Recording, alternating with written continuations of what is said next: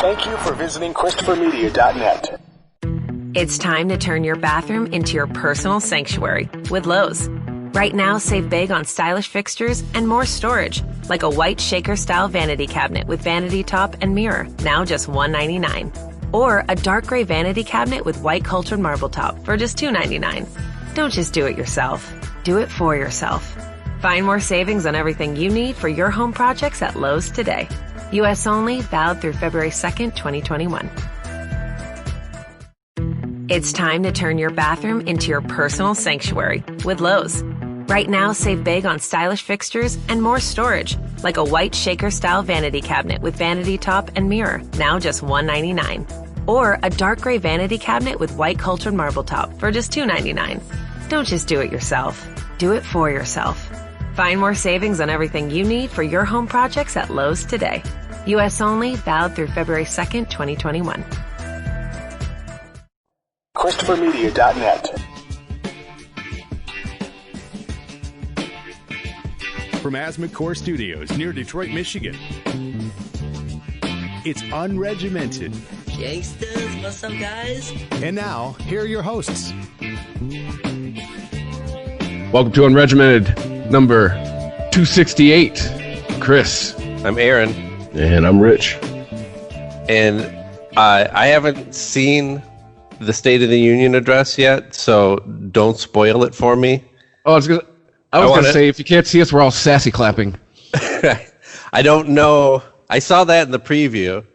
I saw the bitch clap. Is sassy clapping like sexy specs? But I don't know yet if the State of the Union is strong. I'm waiting to find out. I DVR'd it. I'm going to watch it. Hey, I'll give you a preview. Platitude, platitude, platitude. Self-congratulation, self-congratulation, empty promise, and scene. That's every State of the Union address. Yeah. Honestly, I watched maybe 10 minutes of it, and he was still into like these examples of fine American type parts of the speech. You know, this person was fairly incarcerated, and this person's down in their luck, and these are the real Americans. And I was like, I can't take it. This is nothing. I can't watch this shit anymore. Yeah, I did watch all of Stacey Abrams, and she spoke from her heart about her family, and I didn't find anything particularly inspiring in her speech. But I thought it made more sense than what Trump was spouting. Yeah, I heard the ESPN highlight reel edition on NPR, and it seemed, from what you're saying, they kind of made it a little bit more comprehensible with their editing. One thing they did do is they gave an example of the last three presidents before Trump, when they lost power in Congress, what they all three said. And it was almost word for word Clinton, Bush. Time to come together. And Obama said almost all the exact same things. And then Trump said, now's not the time for partisanship and partisan investigations. And it was like, you could tell the lame duck president speech. Yeah. You could tell he was told you're going to have to go up there and play peacemaker and give it lip service at least. And he flirted with it, but then he just had to go back and make it about him. Like, stop investigating me. That's going to destroy America. I mean, that is essentially what he said. He was heavily implying that. And it's like, if you've done nothing wrong, investigate away. The only thing entertaining about Trump's prepared speech is like, this is how he's his own hype man. Like, when he's off prompter. He's like, it's true. No, it's true. Yes. Yeah, that is one of his vocal tics. Yeah. He can't stop. But yeah, I mean, and it's not, again, certainly I'm no fan of Trump, but I'm no fan of the State of the Union address. Yeah, I was going to say, same here. Like, it's the biggest waste of time. Yeah. I cared nothing. I care little. Not picking on Trump. Don't care about him. Didn't care about Obama. Didn't care about W. Didn't care about Clinton. No. All it was is something when I was little, it was something that was on that was fucking up my TV. Yep. Mm-hmm. I mean, in our lifetime, what are the memorable speeches at the State of the Union? You lied. That's Like- probably the most memorable State of the Union address in our lifetime. I was thinking that I wasn't sure if Senior Bush said 1,000 points of light in any of his, but he seemed to say that a lot. But we don't even know what the fuck that means. That's just supposed to be his version of the shining light on the hill that Reagan always talked about, like when he was trying to, America it up. Like, we're the greatest country in the world. We're a shining beacon of light on a hill to the rest of the world. Like, have you asked the and rest of the 1,000 points of light are all the people that make up that light in the country? I'm guessing he was trying to And in the end, America was inside of us all. Yeah, he was trying to to get a little bit of that Reagan swag to rub off on him, and it didn't really work. Well, that 90s documentary on CNN, it really did kind of paint the most realistic picture of Daddy Bush, which was he was great at foreign affairs. He was not a well-spoken statesman. He was very uncomfortable and awkward, herky-jerky even at times. Mm-hmm. I think that was an appeal though at the time. I mean, there was a sense that folksy. Well, I think you're in the ballpark there. I think more nerdy. Like, this guy is really into the intricacies of politics, so much so that he doesn't have as strong a personality, but that's okay. Like, we can have Reagan light. We can have all the policies that we liked about Reagan, keeping taxes low and low oversight and strong on Russia and blah, blah, blah. But we don't have to have the cowboy swagger. Oh, well. And I think that's what they tried to do, in reverse with Junior Bush. And probably what they would like to do with Trump if they managed to survive this, the Republican Party, that is, which is you get your guy in that has the swagger to get people's attention, and then you transition into the safe bet, the mild guy that has all the strong same policies that you would agree with on Bush or Trump or whoever, but you get to have the saner, more rational version of that. But it doesn't seem to be working out for them anymore. They don't survive the crazy part. Well, I mean, also Bush did get reelected, so there's that. But with Daddy Bush, I mean, Time Magazine just came out and put it on their cover, "Wimp President." Yeah. You know what I'm saying? Like, they just flat out called him a bitch-made motherfucker, basically. And that right there is like, wow, okay. Like, I didn't realize it at the time, but it's like, yeah, even his what do you call it? The depiction on The Simpsons seemed like they were trying to toughen him up a little bit. It's like, I didn't really buy it. I don't buy it. Hey, he did get in a fight with Homer. I know, but it's like the chicken fights with Peter and Family Guy. It's like they're not real. Yeah. You know what I'm saying? I mean, but also moving to Texas and living on a ranch and the whole family seems like they want to latch on to this cowboy image that came so naturally to this idiot from California. Yeah, and if they wanted the Reagan swagger. If there's anybody in Trump's camp who think that they can paint him as some sort of folksy country tough guy, they are barking up the absolute wrong tree. Yeah. No, but it's a different breed of that same animal, though, right? I mean, it's not folksy, but it's talking, down to earth. Yeah. In a way, like a New York cabbie. Like, he's going to tell you what it's really like. I was going to say they would probably be better off going for the gruff New Yorker, the guy who might be connected. He's in construction, That's Trump. Yeah, I was going to say, isn't that exactly what he is? Yeah. Well, I mean, I think that's what he would like to project himself as. I think that's how a big swath of the country is seeing this man.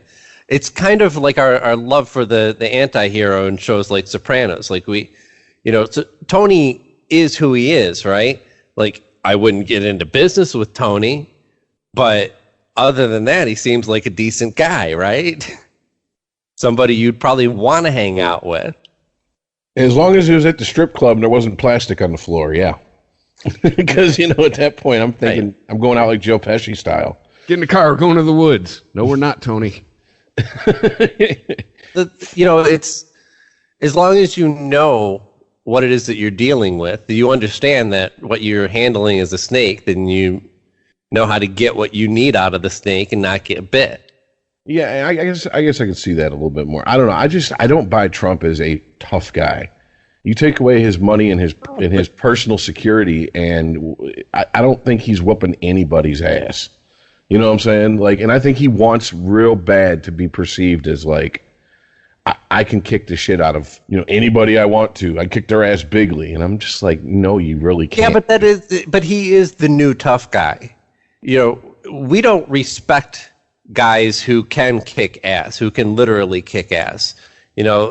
As much as we fantasize about it in fiction, who do we really look up to that's an ass kicker in real life? Fucking, troops that we don't pay enough or overwork. No, we look at the sharks, the businessmen, the men who go after the what they want, the guys who create things, the captains of industry. Those are the tough guys that are respected, and that's how Trump is seen. Wow. And I'm right there with you. I see him as the buffoon, the clown, the guy who, if he didn't have such a blustery talk that people seemed attracted to, if he didn't have this kind of carnival barker attitude, he would probably just be bankrupt years ago. He would have ran through his daddy's money if he didn't push that weird ass personality of his. Yeah, definitely. I mean, and I guess it says a lot about where we're at in America right now, that we'll respect someone who is basically a carnival barker bullshit artist over someone who actually, if you look at their knuckles, you can see the fights they've been in. Mm-hmm. You can see the wear and tear on their face with the scars and shit. But no, he speaks plainly. He speaks like the drunk uncle at Thanksgiving. You know what I'm saying? That's what he speaks like. And I'm probably going to make a lot of Mission Impossible analogies because I watched all of the movies last weekend and they're still embedded in my brain. But we want the Ethan Hunt type of character. Now, we like watching Ethan Hunt on screen when he does these daredevil stunts and all that. That's great eye candy. But that doesn't translate into lower taxes and less Mexicans in the country. What we want is the part of Ethan Hunt that knows what is quote unquote right. The theme of the Mission Impossible movies is a little different spin than what you get out of 007. 007 dabbles in this every once in a while, but the main theme of Mission Impossible is that the only person who has that absolute center, that moral compass that never fails, is Ethan Hunt. The organization fails him repeatedly, over and over again. His own government betrays him, and it's his own singular drive that gets the mission done, or whatever Ethan's version of the mission is. So that's what people like out of Trump. They don't care about the rule breaking, the law breaking, the attitude that is unbecoming of, you would think, of a politician. He's there to break the rules because they believe that he has his own true compass of what is right that aligns with their compass, and that he's going to break all the right rules to get that done. Cool. I see that going well. Well, it's somebody's going to jail. It's true. Somebody's about to have some uncomfortable sex. You mean like in the back of a Volkswagen? Rich, prison sex jokes are not woke anymore, okay? Okay. Well, I'll put my ass to sleep then, and don't tell all the prison sex jokes. They're both anti-gay and they're anti-rape survivor. I can tell you this right now. Don't go around calling most of the tops in prison gay. They don't see it that way. They don't appreciate that.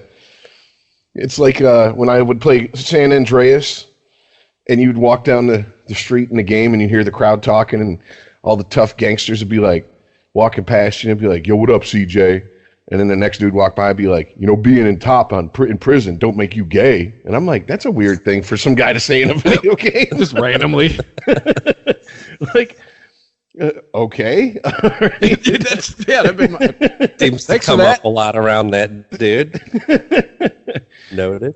Yeah, like, I mean, I may joke about this shit every once in a while. I may even have a predilection for dick jokes, but I'm not, like, obsessed with, like, prison rape to the point where I'm defending it. Like, well, like, now that we all admit that we didn't even watch the State of the... Well, Chris, you may have watched it, or maybe you just read a summary of it.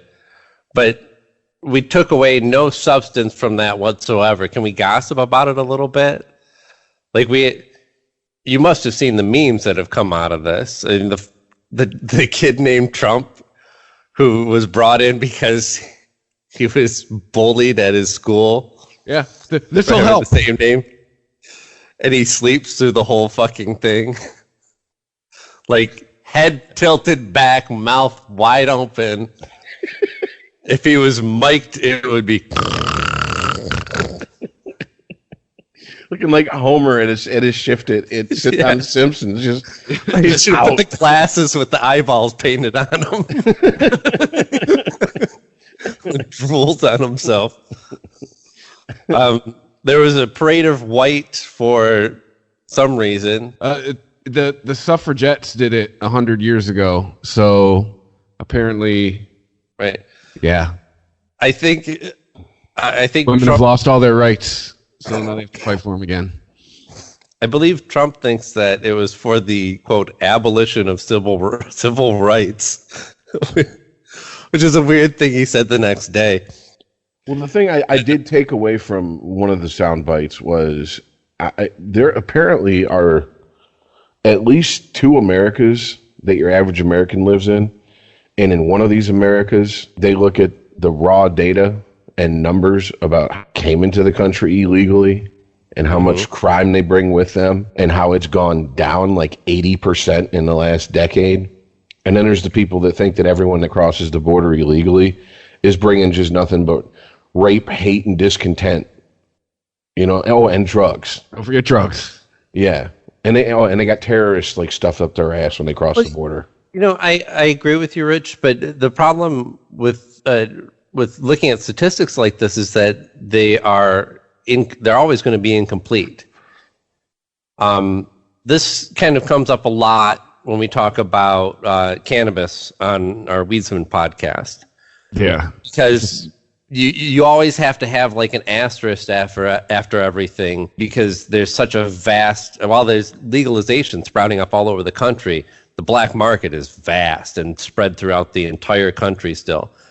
And I haven't heard of anybody in danger of going, quote unquote, out of business in the black market. It's going to take a lot for that to, and I don't know if y'all ever... weed at 2 a.m. with no black market. Right. There's always going to be some demand for it.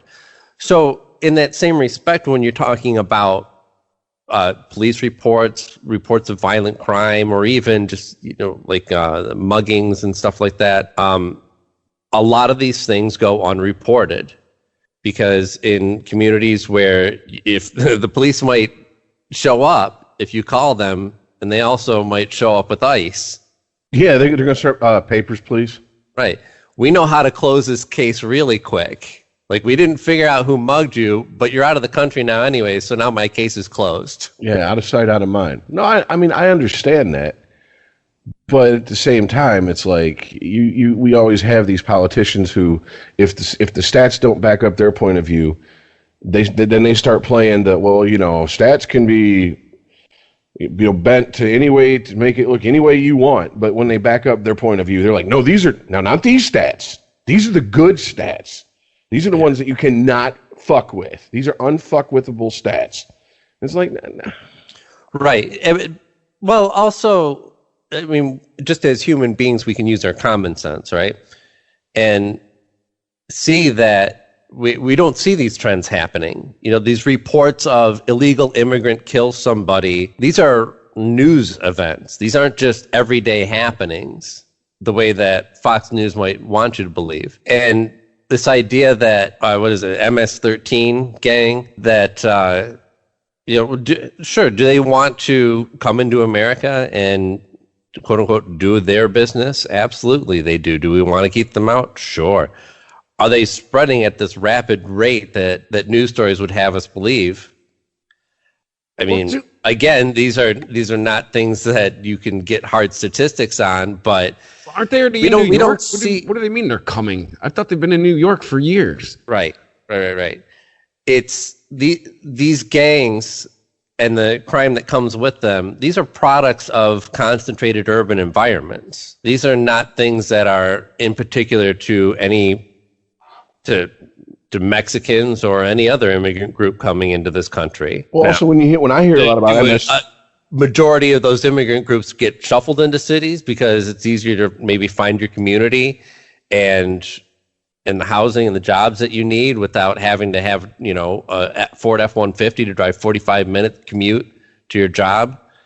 I mean, yeah. So, some of these are, again, just being that you're packing all these people into cities. You're going to have gangs and you're going to have crimes. Yeah, we've talked about it. When you cluster poverty together, I mean, crime's going to happen because the desperation sets in a lot of people. And quite honestly, or it's the easier path, right? Yeah. I mean, for somebody growing up in the suburbs, it's not the easier path to go and rob somebody or to sell drugs. It's the easier path is to get the job at the pizza place and integrate and sell your Suboxone out the back door.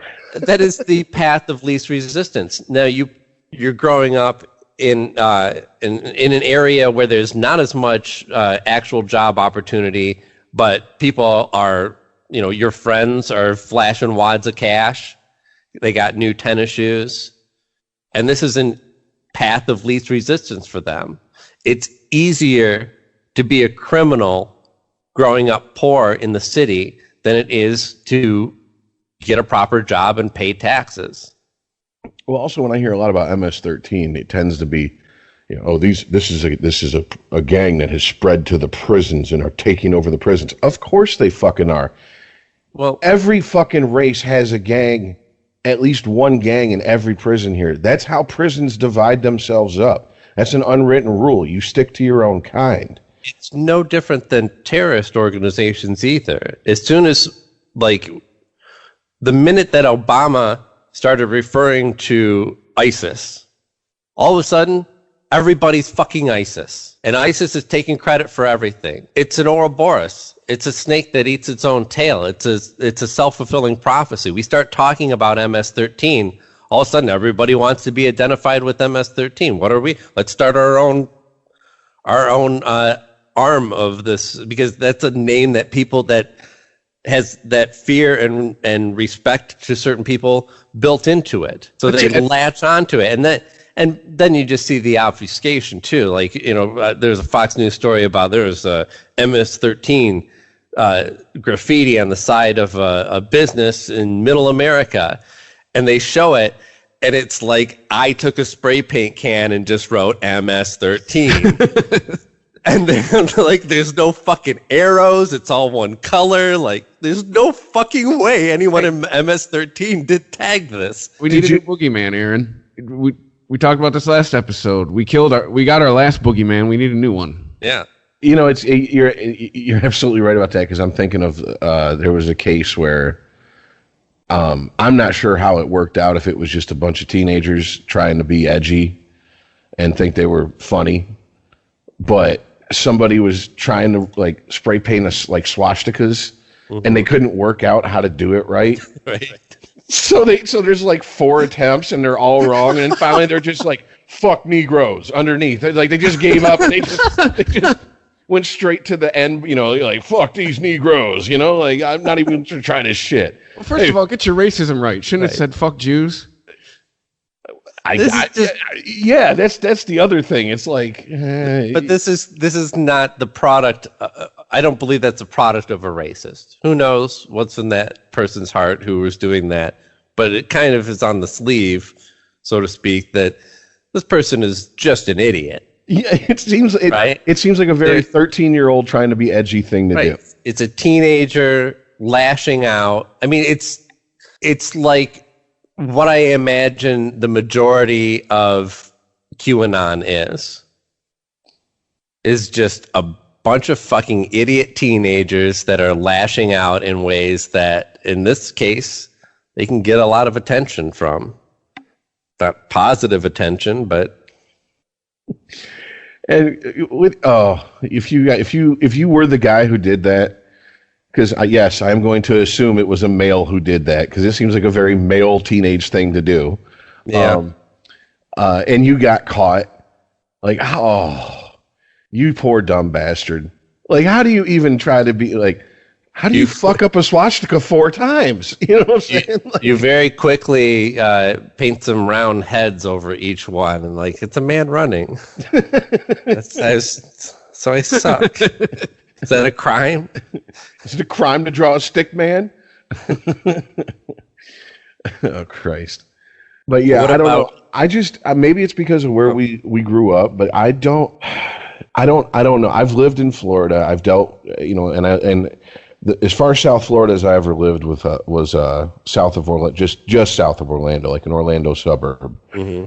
But because of the nature of the work I did there, I made a lot of trips into Miami and South Florida with my dad, and I knew I was working on the docks with guys who could barely speak English, and I'm like, I know you're not here illegally.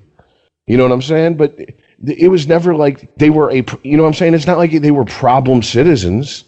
And here we have, a lot of people from the Middle East, and it seems like most of the bitching that goes on isn't, they're here illegally. It's that they're here, period. They own all the party stores and gas stations. What the fuck is wrong? You know what I'm saying? Like, that's the bitching that I heard the most growing up. And so I'm like, I can't help but associate bitching about immigration and immigrants with, you're just a good old-fashioned racist. Well, yeah, because in one breath they'll complain about the people who are here illegally, and then in the next talk directly about people that they have no idea if they are illegal or not, right? Yeah, they'll say, all these illegal immigrants coming into this country, like that one that owns the party store. They have no idea if that person, what that person went through to get here. Exactly. Small business owner, right?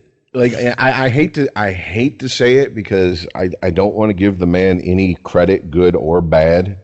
I just rather he just went the fuck away, but it's not going to happen with Trump. But he has he has changed the bitching from these fucking foreigners, which is what I heard all the time growing up, to these fucking illegal aliens. And I'm like, you mean Joe at the party store who has been there for 30 years? Right, but it's just a change of terminology, right? They're not directing their anger at any different group of people. It's the same people they're mad at. They feel that illegal is like anybody who I don't want in this country. Pretty much, yeah. And I mean, I don't know, man. I've asked people, like family members, and been like, who post all these articles about, a person in the country illegally killed a cop in Tempe, Arizona.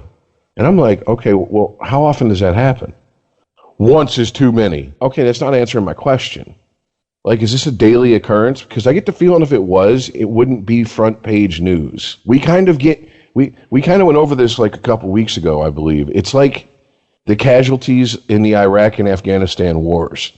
Once we became desensitized to it, it slowly started moving back further and further in the newspaper. It started creeping down to the bottom of pages, when you would go visit a news site, to the point where you probably have to actually look it up now. It's not just readily available. I can't believe that if there was a national epidemic of illegals just acting like it's the Purge 24/7, 365. It wouldn't be news. Yeah. Right? It would not, because it would not be a unique event. Yeah. If it was as constant as a shooting in Chicago.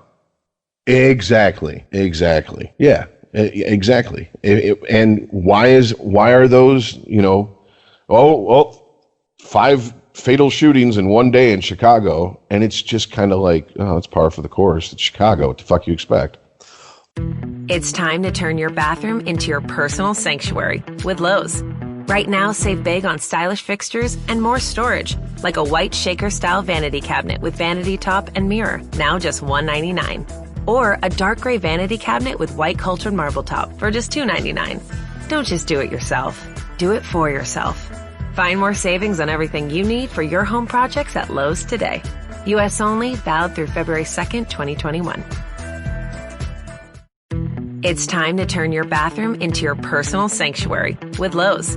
Right now, save big on stylish fixtures and more storage, like a white shaker-style vanity cabinet with vanity top and mirror, now just $199. Or a dark gray vanity cabinet with white cultured marble top for just $299. Don't just do it yourself. Do it for yourself.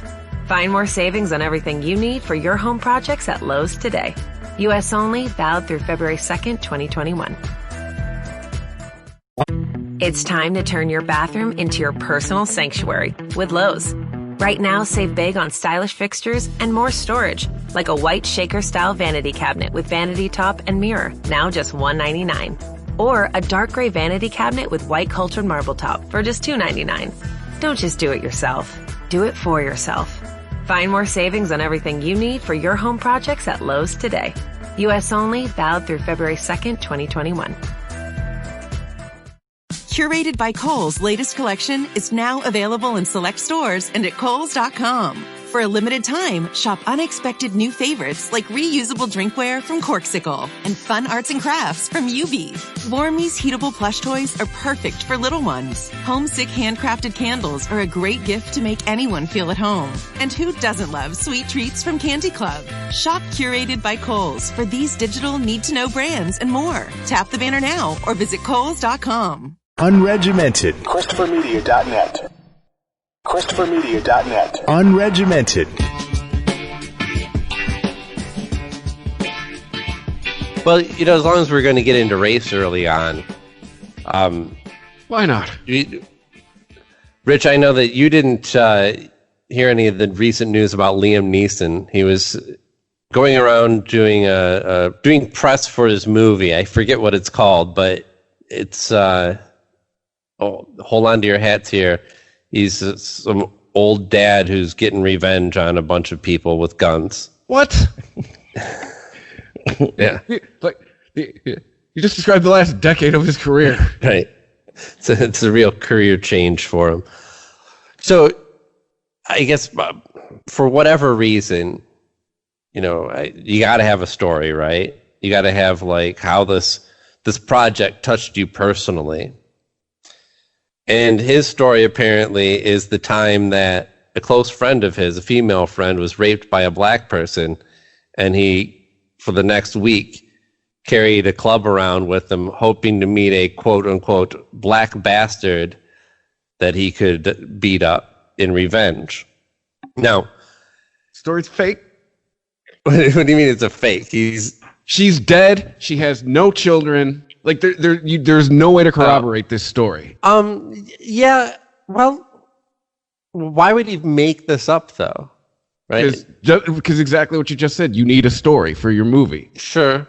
So are you thinking, That's Chris, a well, let's frame that. Wait. Before we dive into this, let me just frame it a little bit better here, because he says this saying that he was in a very dark and bad place. Like he was describing himself experiencing racism and not gloating in it. Like he was ashamed of his behavior afterward. But I think, the mistake that he made, he literally says, I was looking for a black Now, you can kind of hear the air quotes around it when he says it. And if you hear it in context, I think you understand that he's describing his mentality at the time, not how he currently refers to black people. But good old Twitter. But where context is dead. Right. Rich, you already know how this is playing out, right? Yeah, I can imagine. Yeah, He was supposed to be on Colbert last night. He canceled his appearance. They're already talking about Kevin Spacey and him out of Men in Black 2. Really?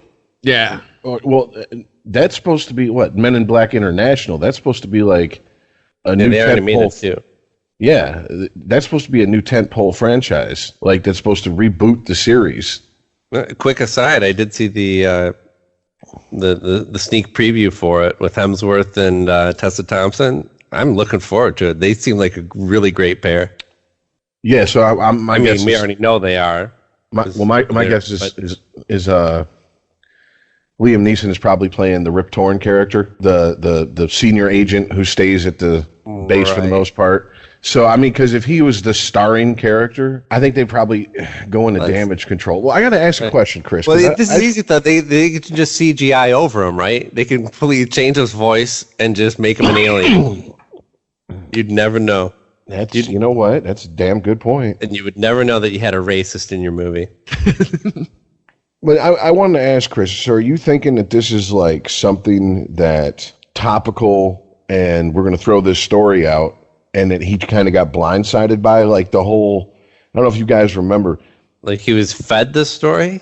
Like, well, hold on a sec, because I'm going to explain exactly what I'm talking about and you'll understand exactly what I mean. Remember when Vanilla Ice had his 15 minutes of fame and, it's like he had this whole backstory that he went to Miami high school with like, all these rappers and stuff, and he grew up in the hood. He got stabbed in the ass. Yeah, and all this shit. It turns out, no, he's a rich kid from fucking Texas who rode motorbikes. Sam Neeson is fronting? Well, no, he claims that he was literally doing interviews, and, I mean, if you look at the trajectory, you know what I'm trying to say, of his career, it does kind of back up his point. When he first started out, he was doing all-black tours. He was opening for MC Hammer in front of all-black audiences for the most part.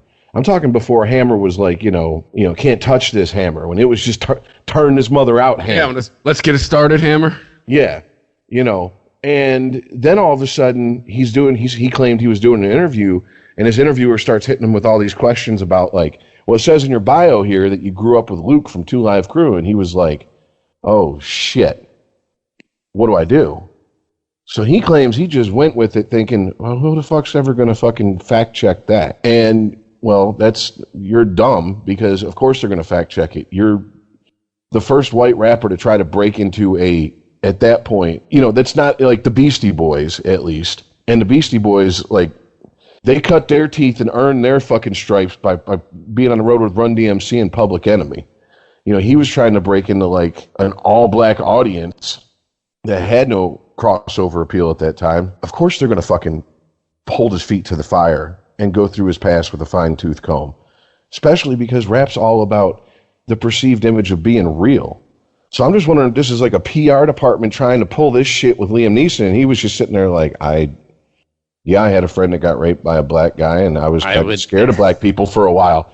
Wouldn't you be a little bit? I would eat my hat if that came from the studio. Yeah, I think it's Leeson being in the business for a while. It was on a press junket. I think he's making shit up. Because also, there's no police report. She's dead, allegedly.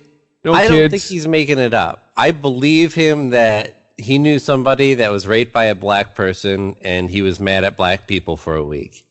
I believe that. I don't know why you wouldn't believe. I mean, people get shit wrong. How many years ago did this happen now? How fucking old is this? This happened like, 40 years ago? That's about the other thing I was going to ask. 30 years ago? Like, people are going to get all kinds of shit wrong.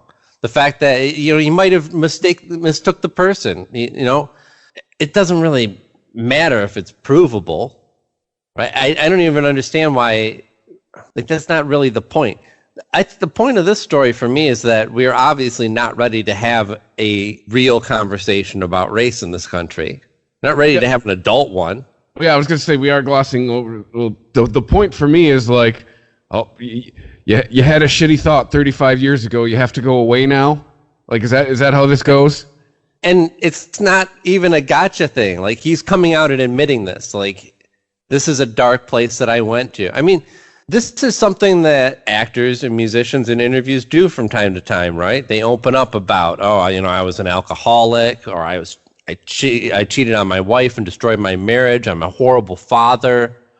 They, whether it's just that they don't know how else to open up and talk, or whether it's like, they want to share that with their audience and feel like they have something closer to them. This is artists talk about their shit sometimes. I think this would be a different conversation, though, if he did this on Marc Maron's podcast. The idea that he did this directly and like, hey, let's talk about your new movie, Black Bastard.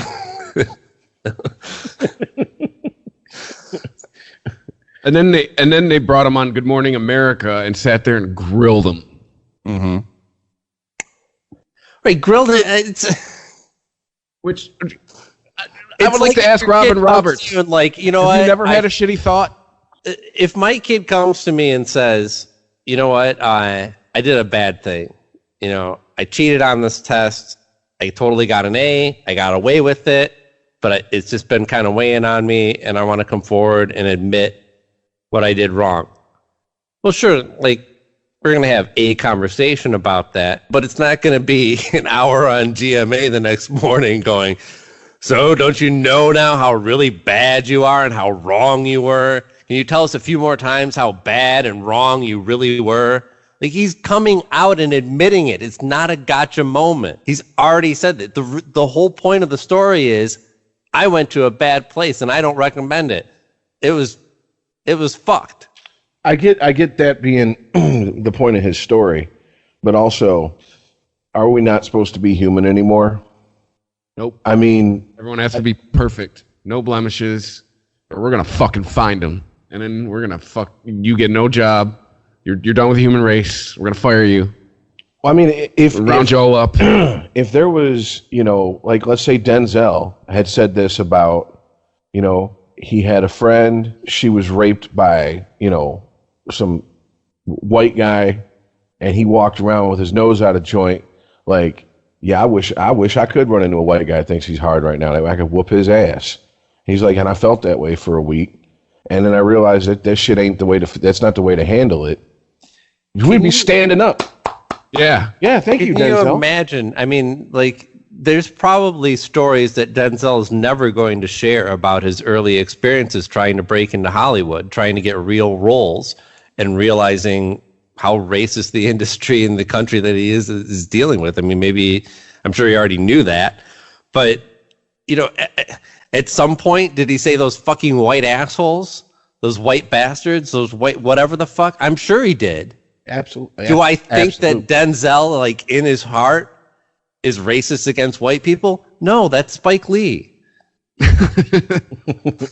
Well, he definitely thinks Italians, only speak and use certain words over and over and over again. Forget about it. That Family Guy bit where they're like, yeah, you sound as violent as an Italian in a Spike Lee movie, and it cuts to, like, Do the Right Thing, and Danny Aiello's character is just like, rah, rah, rah, rah. Yeah, Spike Lee's character's just standing there like a little kid, like, getting yelled at. But it's just okay. Look, man, I'm sorry. Bottom line, let's break this down. Let's be real about the shit, and fuck anyone who's got a problem with it. There was in the last, like, 4 or 5 years, there was a string of incidences on the east side of Detroit, broad daylight, in gas stations with cameras on the premises, where, like, groups of 2-3 black guys would run up on, like, white guys who were in work vans, pull them out and beat the dog shit out of them, rob them, and take their shit.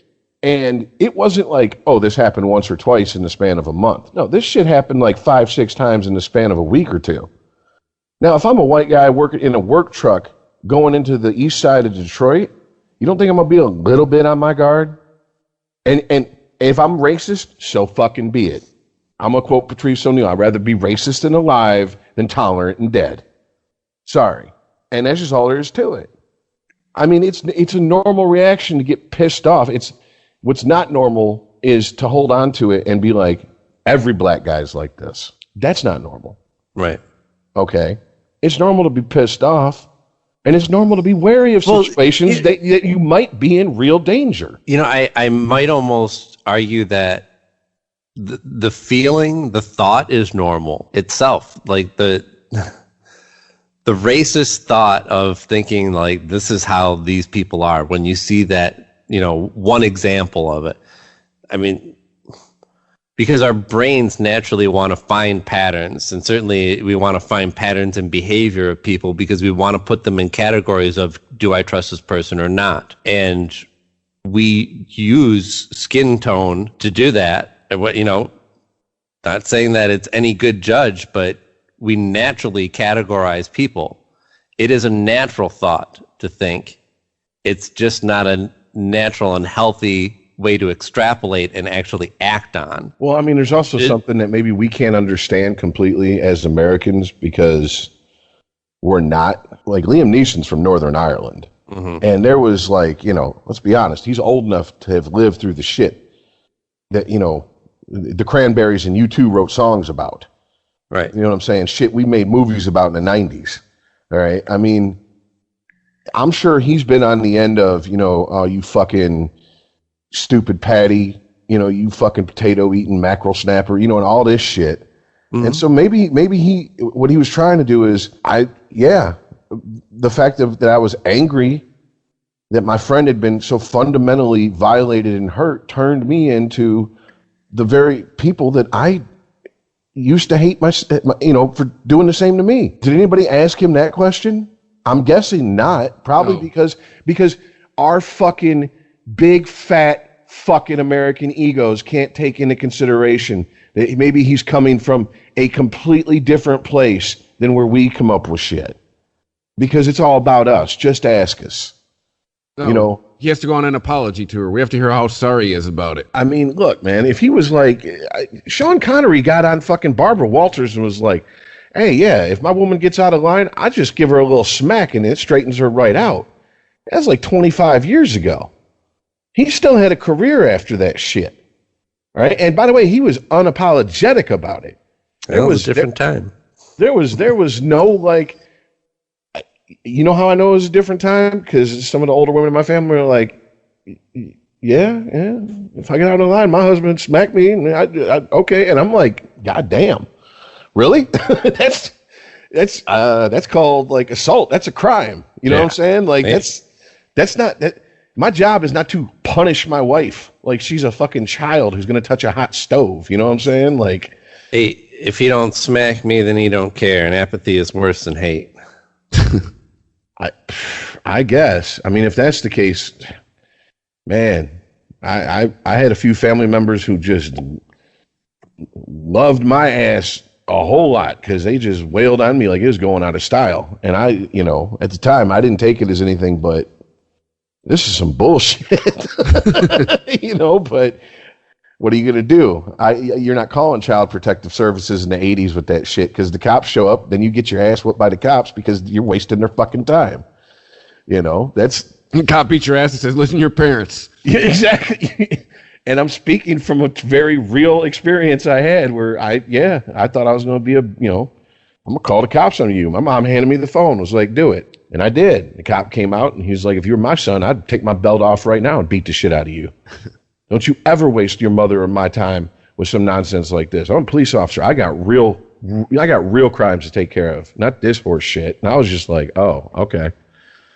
Okay, Mom, I guess it's open season on my ass.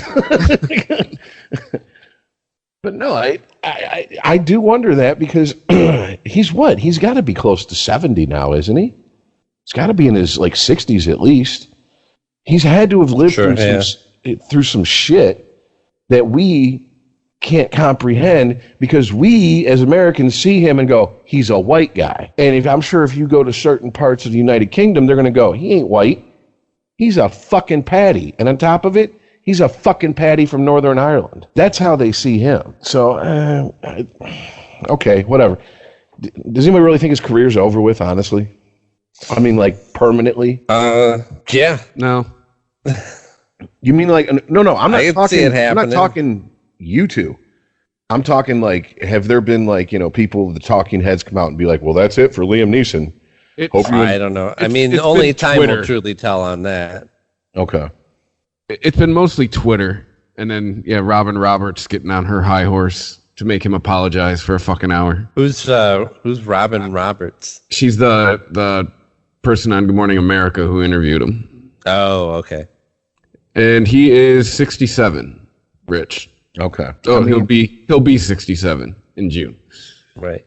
Yeah, and why is she so fired up to make sure that Liam Neeson apologizes? Because there's still people like me going, who the fuck is Robin Roberts? Well, I was going to give one word answer, ratings. Yeah, well, that's essentially what I was getting at. Yeah. But no, it's this whole, I don't engage in social media, but I still read it. And it's what Todd's been talking about a lot lately. It's, you had an ideologically impure thought. Well, that's it for you. You're done. Well, that's okay. I mean, I don't want to be a part of the people that think like that's world. I just don't. And you know what? The average person I run into during the day, they don't get offended and hop on social media and start, virtue signaling their outrage. If someone says, an off-color joke or makes a racy remark, I'm not talking anything. I'm not talking like, telling racist jokes or something. I'm just talking about just in day-to-day conversation. I say some outlandish shit sometimes, and I've even caught customers off guard, and they start laughing, and they're like, I probably shouldn't laugh at that. I'm like, is it funny? Yeah. And what's the matter? Are you offended? Do you think my intent was to offend you? No. Then what are we talking? Exactly. What are we talking about? That's real people. That's who I worry about. I don't pose this question to you guys. What's the difference between these people and religious people? Absolutely fucking nothing. Yeah. It's the same thing. It's just a different dogma, so to speak. It's the same behaviors. Wait, who's these people? The industrial outrage complex. The ideological Puritans, the ones who were like, oh, you can't say this, you can't joke about this because I find it offensive. I've said this before on the show. I've lived through this shit before. I lived through it with the Christian, the religious right in the 80s, and them wanting to ban music they don't like, and ban movies they don't like, and ban video games they don't like. Well, they fell out of power, and the political correct zombies showed up, and they picked up the exact fucking mantle that the religious right dropped, and are pounding that same fucking drum now. That's why I look at them, I go, you're fucking idiots. You're the same fucking thing. Look in the mirror. Be honest with yourself. You're the type, for whatever reason, their personality is they're going to be outraged by something constantly. And they're going to search it out. It's not good enough to just know it's out there and not participate. They're going to search it out. Because there is nothing more easily offended than some PC police run amok or some religious right person looking to get their nose out of joint. Believe me, I got them both in my family. They're both the same mindset. They're both looking. They're both just waiting. Exactly. Just waiting to pounce. And I don't think it's even more about being offended. It's about being able to tell somebody that they're better than them. I'm a better person than you because you did A, B, or C. And I mean, if that's the way they feel, more power to them. I feel this way. I'm a better person than them because I can laugh at shit. I can even watch a movie that, paints white people as evil and AKA watch a Spike Lee movie, I guess. And I love Spike Lee's movies. Find him entertaining. I think he's a great director. Do I agree with everything that he puts forward in his worldview? Fuck no. But I don't agree with everything that Francis Ford Coppola puts forward in his worldview. Quentin Tarantino, neither. Doesn't mean I can't enjoy their art. I mean, that's the ultimate shitty part about this is these people won't let themselves enjoy things and just let shit go and just take it for what it is. Not everybody's going to say stuff that you're going to agree with. Oh, when are they going to come for Quentin Tarantino? He writes scripts with the N-word in it. Oh, that drum's been beat on since Django came out. Oh, really? Spike Lee took him to task hard about that, so that's been what? 7 years now. That came out in 2012, I think. Oh yeah. He was on NPR with I think it was Terry Gross interviewing him, and she tried to like take him to task for it, and in usual Quentin Tarantino style, he was just like, "Yeah, I'm an artist, and I'm going to use the language I want to use, and if you don't like it, don't see my fucking movies." Yeah, like we're not, you know, the bus isn't coming by and picking everybody up and taking you and dropping, you know. Yeah, it's a choice, people. If you don't like it, you don't have to watch it. You don't have to consume art you don't like. You know, I remember years ago listening to Howard Stern, and they were talking about some movie. It wasn't a Quentin Tarantino movie. I can't remember what movie it was, but it was like some gangster movie that was, you know, supposed to be realistic and gritty and all this. And they were talking about how, you know, the cops used the N-word and the mobsters used the N-word. By the way, the mobsters were black, you know, and you know, this and that, and how people were outraged. And they're like, if it's supposed to be realistic, these are fucking criminals. Criminals aren't going to go, yo, Nick, I mean, what's the politically correct term for him? Person of color. Yo, person of color, come here, I'm going to kick your ass. That's not real. That's bullshit. It's fake. And that's why I can't stand these people, because they want to live in a world of fake bullshit. They crave it, where everybody's forced to be nice. It's like that Black Mirror episode where your social rating decides what you can do, and so you got to walk around with this plastic smile on all the time. I would be at the top of a clock tower or sucking on the business end of a shotgun if that was our world, because I can't do it. No, you'd be riding the country in a semi with that chick at the end. Yeah, actually, now that I think about it. The chick who said, fuck it, I'm just going to drive and fuck everybody. Whatever. I mean, if his career's over with, he can go make art house movies. I'm pretty sure he's got enough money to live on. Those Taken movies, everybody saw them motherfuckers. I mean, well, not everybody, because I've never seen them, but I mean, everybody I know has been like, oh, those are great movies. Have you watched them? I'm like, no. The only time I want to see Liam Neeson in an action movie is if he's carrying a lightsaber. The first one was good. The next two were rehash of the other two, or the first one. Well, what was I always thought of Liam. And this is the really weird thing. I always thought of Liam Neeson until the Taken movies really started taking off, and he started doing like those type action movies. I always saw him as like a very distinguished actor. Like there's The Rock, and The Rock does action movies. You know what I'm saying? There's like Bruce Willis. Bruce Willis is pretty much an action hero, and then there's like actors and who have done action movie, but they're actors, you know, like De Niro or somebody like that. Even Christian Bale to an extent. So it's just weird for me, because it's like, I don't know. It just seems out of character. This whole story seems out of character for him. I mean, I guess was this a written interview, by the way, that this was first reported in, or is there video of this? Because I'd really like to see it and hear his inflection, how he's saying this shit. I've heard audio. It's initially it was from a press junket. I don't remember the name of the publication. It's like something you never even heard of too. Yeah. Okay. Maybe that was part of it. He's like, nobody's ever going to see this. I've been sitting on this story for a while. Let me whip this one out. And then it was like, oops. It's time to turn your bathroom into your personal sanctuary with Lowe's. Right now, save big on stylish fixtures and more storage, like a white shaker-style vanity cabinet with vanity top and mirror, now just $199. Or a dark gray vanity cabinet with white cultured marble top for just $299. Don't just do it yourself. Do it for yourself. Find more savings on everything you need for your home projects at Lowe's today. U.S. only, valid through February 2nd, 2021. It's time to turn your bathroom into your personal sanctuary with Lowe's. Right now, save big on stylish fixtures and more storage, like a white shaker-style vanity cabinet with vanity top and mirror, now just $199. Or a dark gray vanity cabinet with white cultured marble top for just $299. Don't just do it yourself. Do it for yourself. Find more savings on everything you need for your home projects at Lowe's today. U.S. only, valid through February 2nd, 2021. It's time to turn your bathroom into your personal sanctuary with Lowe's. Right now, save big on stylish fixtures and more storage, like a white shaker-style vanity cabinet with vanity top and mirror, now just $199. Or a dark gray vanity cabinet with white cultured marble top for just $299. Don't just do it yourself. Do it for yourself. Find more savings on everything you need for your home projects at Lowe's today. U.S. only, valid through February 2nd, 2021.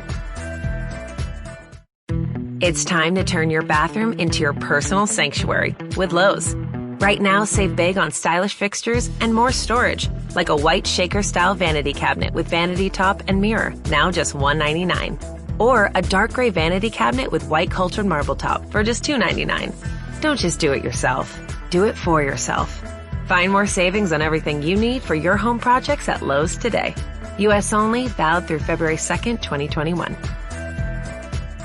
Unregimented. ChristopherMedia.net. ChristopherMedia.net. Unregimented.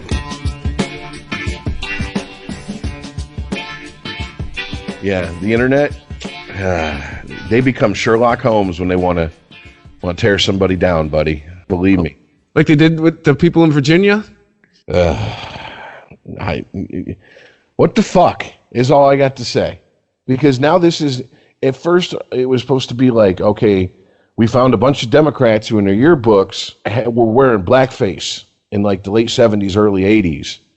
And it was, the top 3 Democrats in, I'm sorry, what state was it again? North Carolina? Virginia, excuse me. And now it's like they've dug deeper into the Republicans' yearbooks from like the late 60s. And they're not only in blackface, they're just dropping N-bombs like they're in a fucking Quentin Tarantino movie. So, I mean, it's...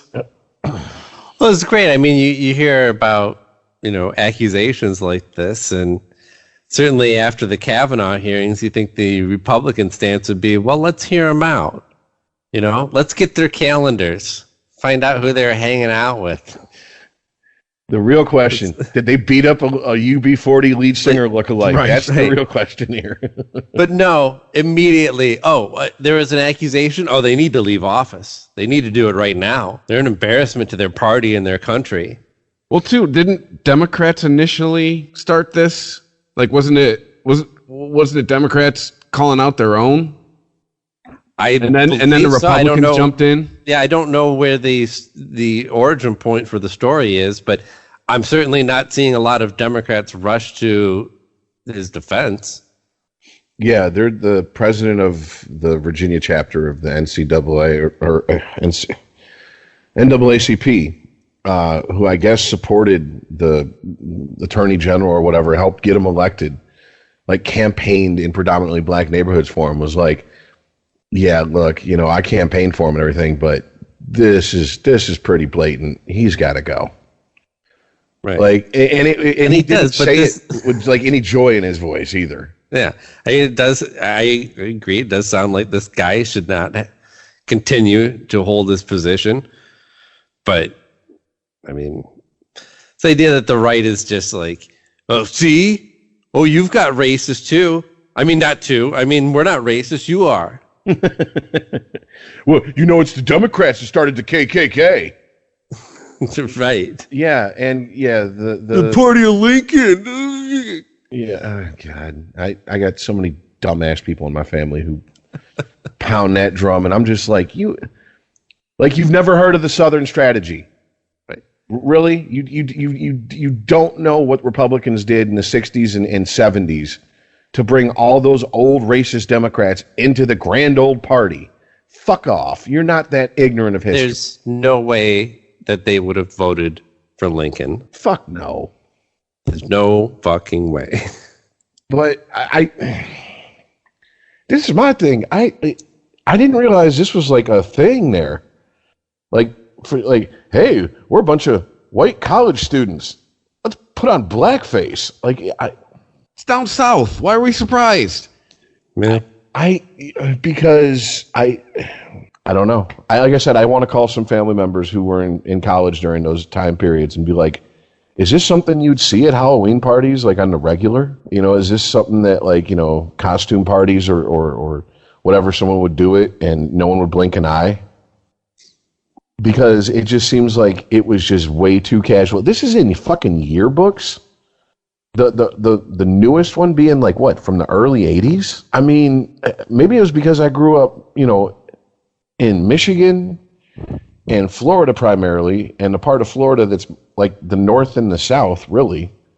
You know, it's more like up here than it is like, you know, the Panhandle and the Redneck Riviera. That shit didn't fly even then. Like, I went as Jimi Hendrix one year. I even had a right-handed guitar strung for a lefty. I had a, like, you know, one of those, like, afro wigs you get at the stores. I didn't have any blackface on. I knew better than that. And that was like 90, 91. So it's just it's just very strange to me, man. It's like, how is that something that is like, you're like, oh, I can't wait to do that. I can't fit, like, what costume would require blackface to work? Like, what are you trying to go as, like, George Jefferson for Halloween? Like, we're not going to know who your character is unless you put black on your face? Like, I'm sure everybody knew that you were Jimi Hendrix, right? Even with your white skin. Yeah, I did have a few people be like, oh, are you supposed to be like Bob Marley? And I'm like, oh, yeah, okay. You just don't know music. It's okay. They didn't mean anything by it. They're like, far out, man. I love Janis Joplin. I have to choose my words carefully here because it's going to sound like I'm halfway defending these fools, but I'm not sure which podcast I said it on last week, but I know I said it last week. Can't we just, like, accept we all have done dumb shit in college and move on?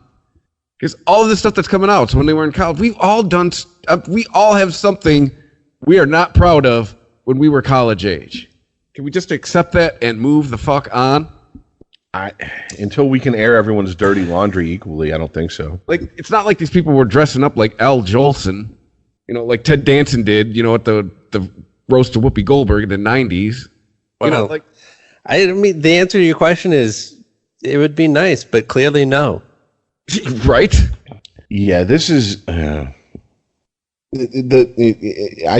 keep flashing back to what you said, Aaron, about we're just not ready to have an honest adult discussion about race in this country. Not.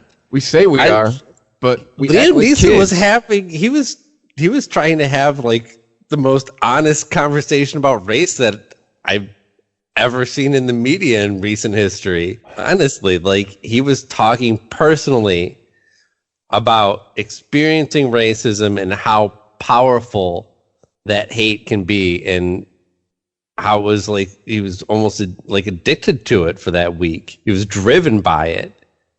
I mean, well, let me ask. If we can't talk about that feeling, I mean, that means that we cannot, because we don't want to accept that racists are humans.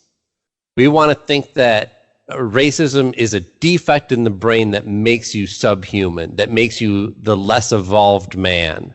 And it's kind of one of the things that makes us human, because deep down, aren't we all wired to be tribal?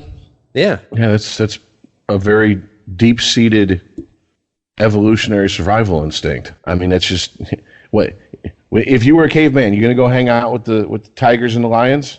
No. But in the same way that, like, you know, it's instinctual to procreate and to spread the seed, you still have to figure out how that fits into society, right? Because unless you want to be ostracized or jailed or whatever, like, you know, you have to figure out how to still be a responsible person and not just be driven by your dick, or not just be driven by your, you know, primal hatred.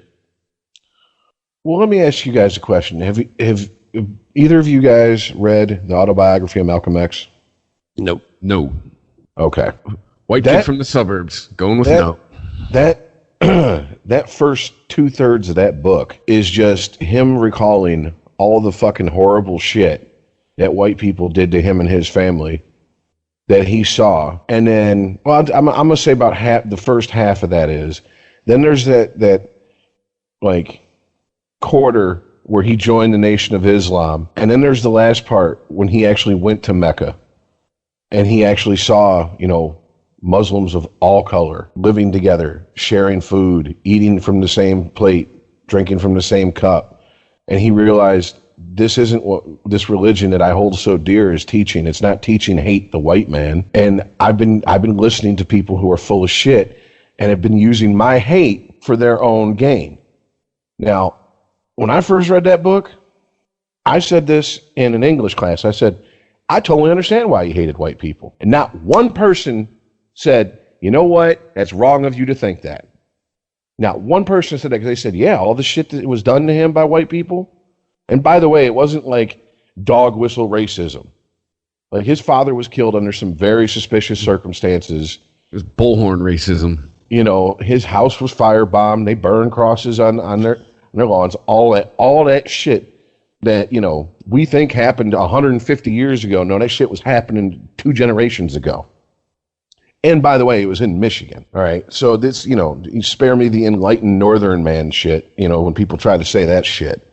So if I can look at that and understand that, why is it so hard for people of other races to go, oh, yeah, I could understand if, you were a minority white kid in a predominantly black school and every day it was beat on honky day, why you'd be a little gun shy of black people, why you'd have a little bit of animosity towards them.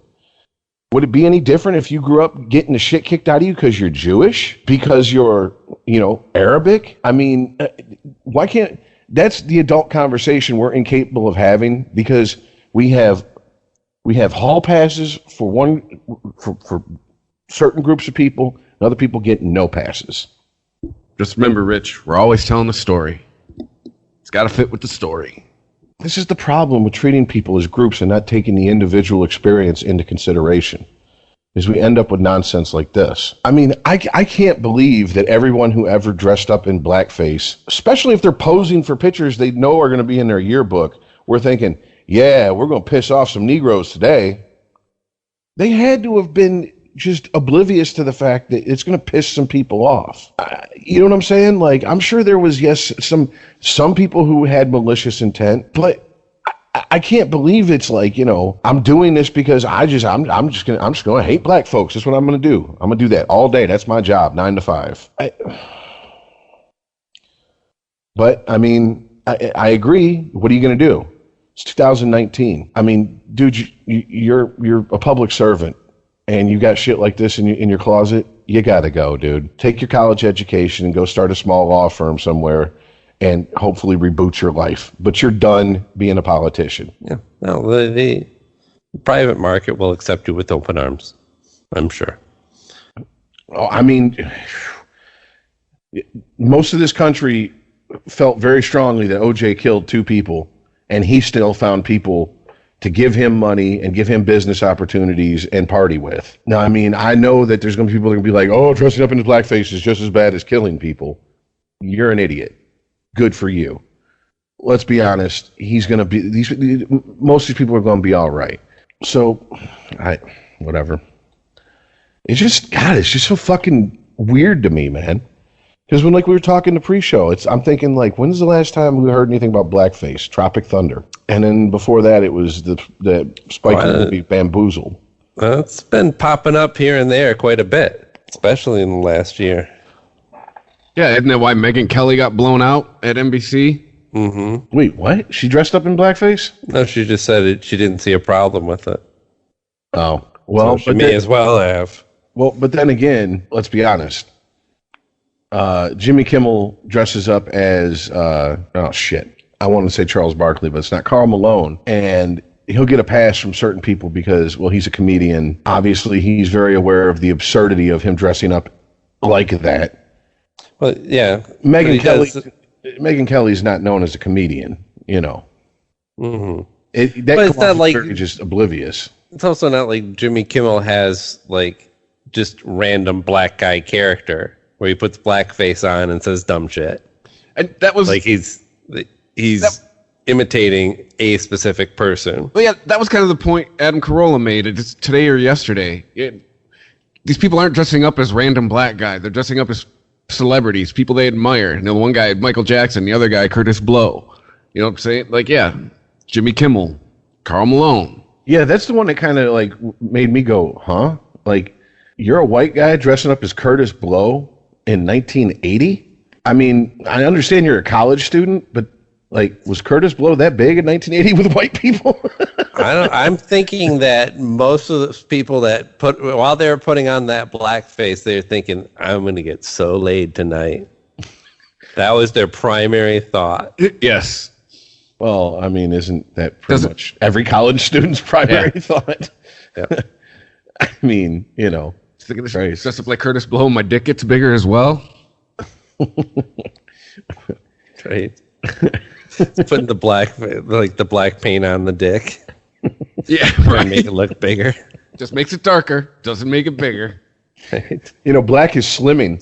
You know what I'm saying? So he gets back into one of the rooms with the chick, and she's like, "Wow, you painted your whole body." What did you jerk off with self-tanning lotion? What the fuck is this? You know? Christ. Which, by the way, if you heard that Trump denies that he uses any sort of tanning product or tanning bed or anything, Bitch, you're orange. Claims that his skin tone is just, quote, healthy genes or good genes. I'm sorry, good genes. You are orange. You have orange skin. What good genes gives you that skin? And on top of that, he's pale as an Irishman's ass around his eyes, and then he goes from that to a deep orange, right next to it, out of nowhere. The fact that nobody says, "Can you just hold your hand up to your face then, and show us?" I mean, what about your good genes just stopped at your neck? You know what? I'd almost pay to see him try to explain his way out of that one. He'd be like, well, you know how black people have lighter palms and soles of their feet? He'd say, well, see, the thing is, my hands are so big that they are stretching the skin and they just look more white because they're just huge, huge hands, you know? Oh, Christ. But you know what that means. Yeah, you got a large imagination. Yeah. Yeah. I'm not shocked. I mean, I didn't hear he said it. I'm not shocked. I mean, it's. Oh no, I didn't think it would shock anyone. It's very much like, it sounds like exactly something he'd say because he lives in Trump world. Like, you know, the idea like that has to be one where 0% of the population believe it, right? Every one of Trump's lies, I can usually go, well, I bet you X amount of the population actually believes this shit. That falls into the rare nobody believes any of this shit. Well, I think it's one of his more benign lies.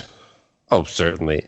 It's eating this, other than it may tell you something about the character of the person, but nothing that we didn't already know, really.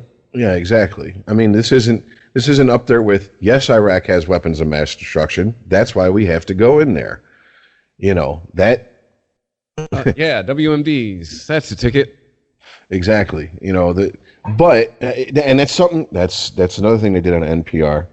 They were talking about the outright lies and the half truths and everything that he was spouting during the State of the Union. And it was just like, they would go back to the panel on the show that it was on, and they're all just sitting there going, why does no one call him out on this shit? Like, and why do the people that do call him out,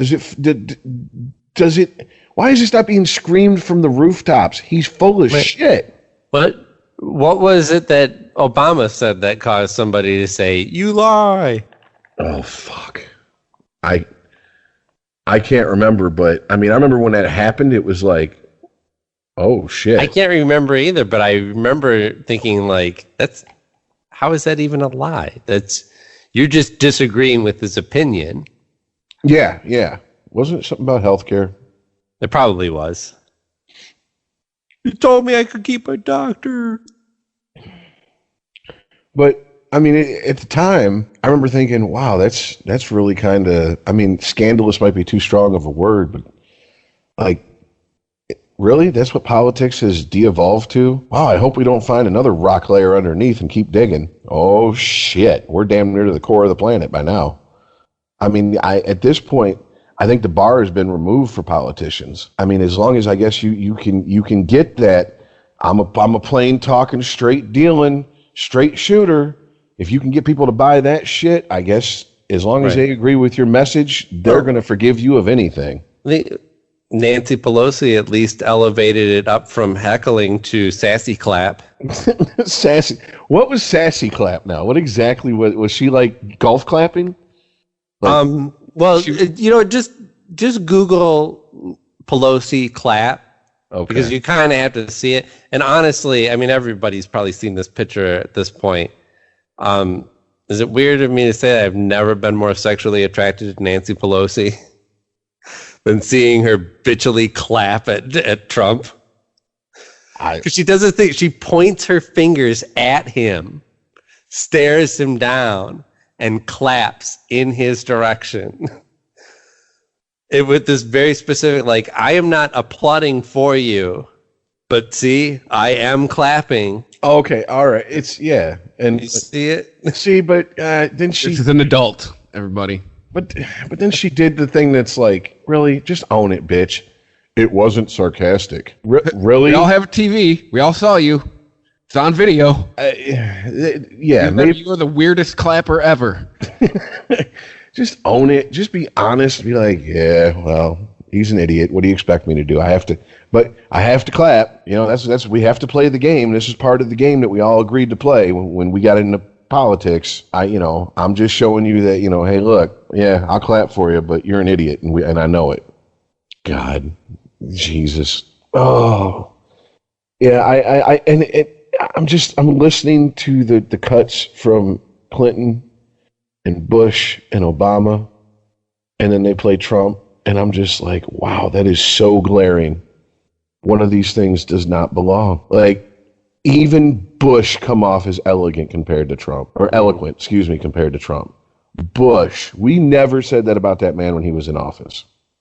No, but that's how much we've fuck draining the swamp. We drained the trench in the ocean. You know what I'm saying? We have just completely sunk because now Trump can get up there and just talk like a fucking third grader with a learning disability, and people just are eating it up. And I mean, I have to imagine, I haven't seen it, but it's the typical, the one side of Congress stands up and gives him, applause when he says something they like, and the other side sits there on their hands or whatever. And it's just, it's silly. It's what do you call it? It's posturing for no good reason. That's how it comes off to me. Like what you guys said. Has anything really relevant ever came out of the State of the Union? The State of the Union. I guess it is. It's supposed to be originally an address to the senators and representatives and all that. But ever since we've had modern media that spreads across the country, it has transformed more into a message to the people. I think we need to get it out of that arena. We need to get it away from the SEALs. Just fucking televise that shit, or do it in a room and have everybody just sit down and shut the fuck up until I'm done with my speech. Why does everybody need to applaud every line? Like, this is the one that I agree with. We're gonna treat the State of the Union like it's a fucking high school graduation. Save your applause till the end, please. Because if not, this is gonna take fucking forever. And let's be honest, we got American Idol on deck. That's gonna get us better ratings than this shit anyway. So yeah, no. More people will care about it. Yeah, that's true.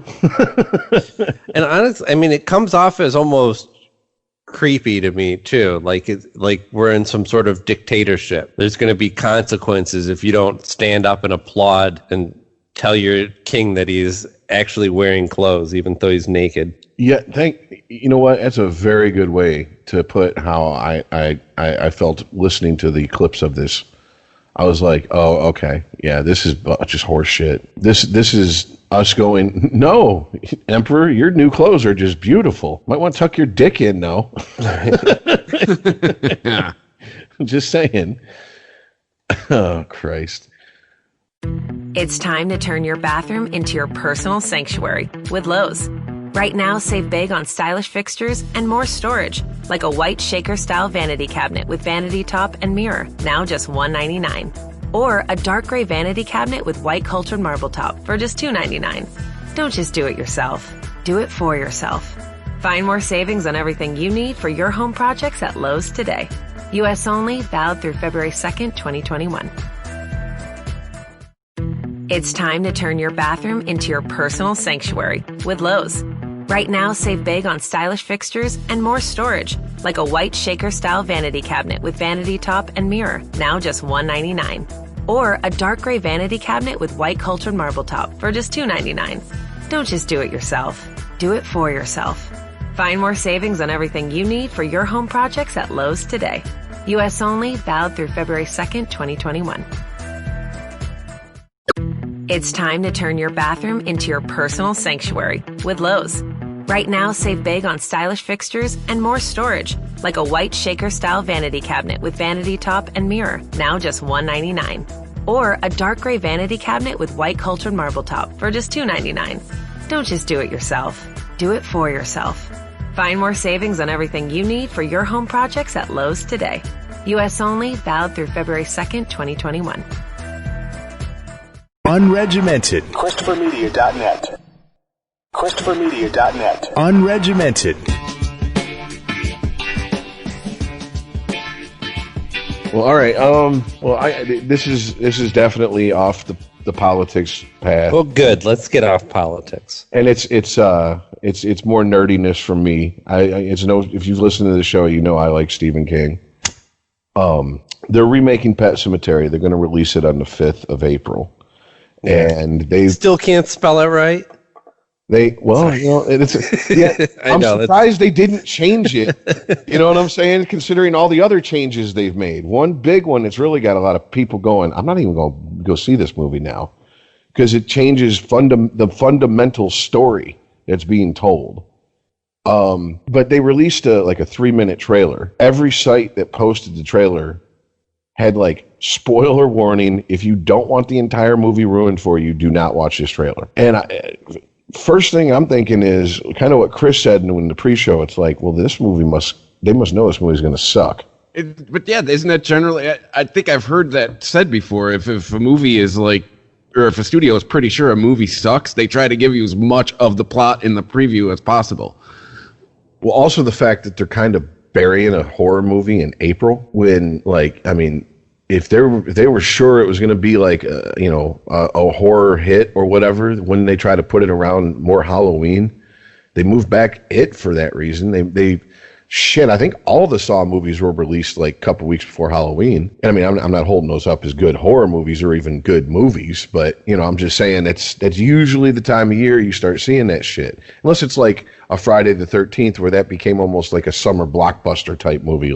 We know it's got a built-in audience, so we can release it in the middle of summer and people will go see it.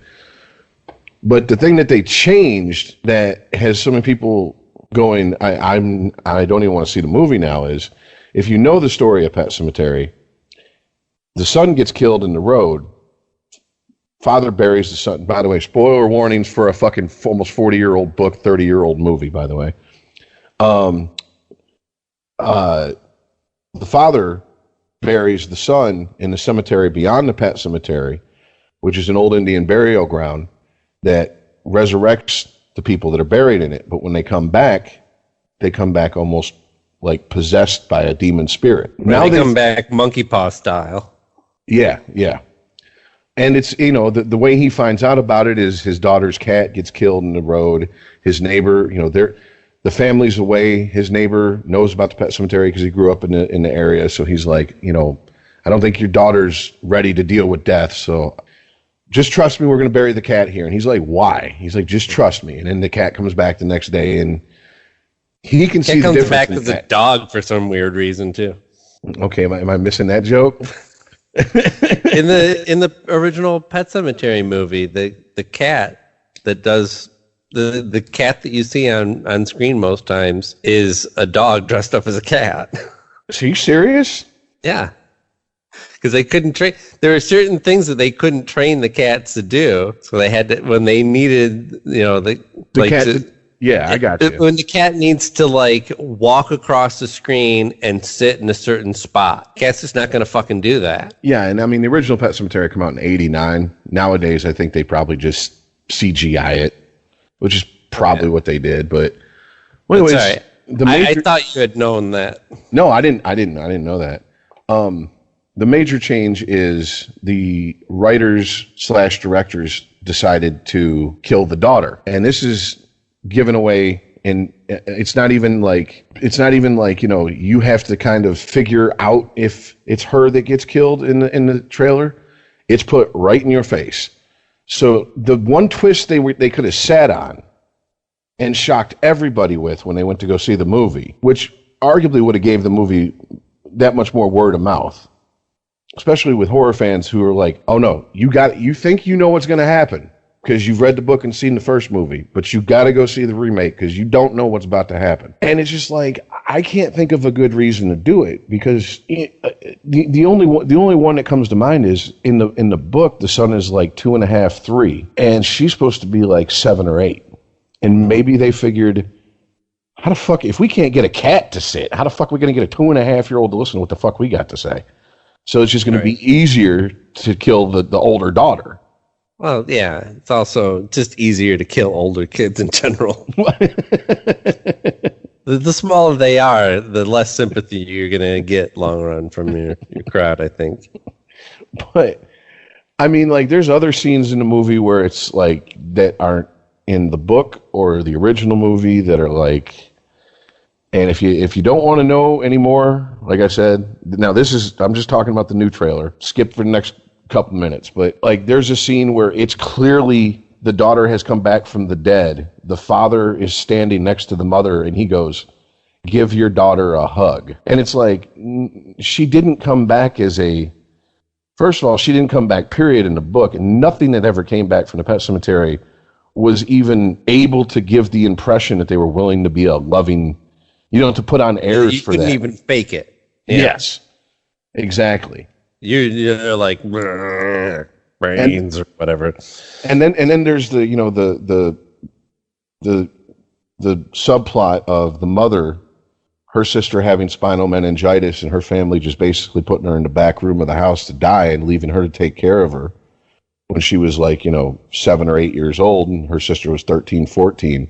And there's this weird American Werewolf in London transformation scene where you start seeing like a 12-year-old girl's like back start to transform, like she's turned into a werewolf from spinal meningitis. And I'm just like, okay, they've gone off the rails with this fucking movie. They don't even give a shit about the source material. This is on par with the Dark Tower movie. And here's what irks my ass, because I genuinely grew up liking most of what Stephen King wrote. Until you get into like the mid 90s, and then I thought he got a little bit up his own ass, but whatever. That's a pretty good stretch for as prolific as he was. Oh yeah. But he's like, oh, this is one of the best adaptions of my work ever. And I'm just thinking, you said that a couple years ago about the Dark Tower, and that was a steaming pile of shit that literally turned fans against them even doing a sequel to it. These are fans who have been screaming for them to make movies or something out of the Dark Tower for decades. And they were like, if this is what you're going to make, please don't make it anymore. Just leave it in the books. This is horrible. Well, the thing is, like, I'm not against them taking an existing story, and especially one that we've already seen a movie made out of, and putting a twist on it. But when your twist is then given away in the preview, what's the fucking point? And this is like, if I went to see a preview for The Sixth Sense, then it was like, he saw dead people because he was dead. Yeah, exactly. Yeah, I'm watching a preview for Seven.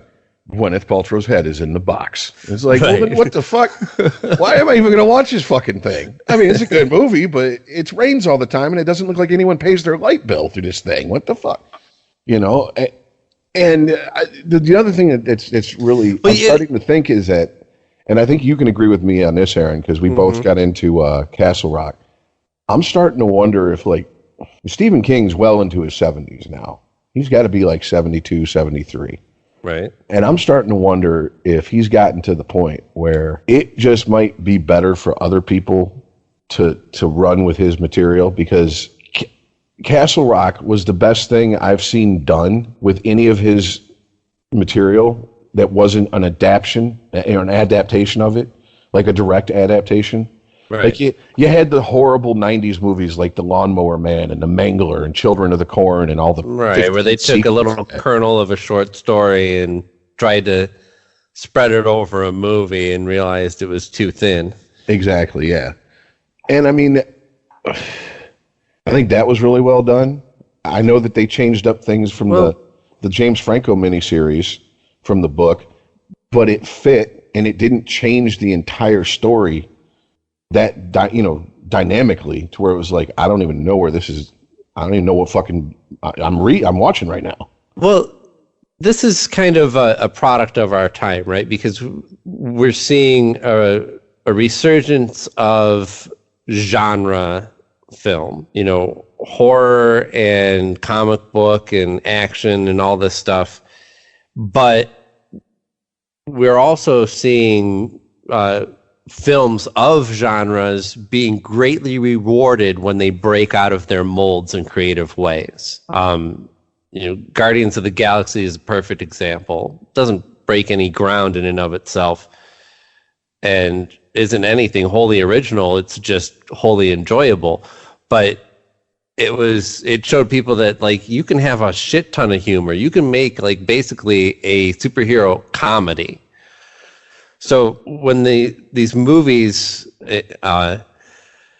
for what it was, and so the studios, they want to go, well, we want a little piece of that, right? So the people are taking these genres and putting a twist on it, are being really successful. So we have to let these artists do their own thing. And Disney wanted to do a little bit of that too with the Solo movie. Oh, we'll get Chris Lord and Phil Miller. They're kind of different. They're wacky and funny. And then they get the finished product back and they're like, what the fuck is this? This doesn't look like an action film. And they're like, yeah, no fucking shit. You didn't ask for an action film. You wanted something original, and that's what we gave you. And so then they have to figure out what to do.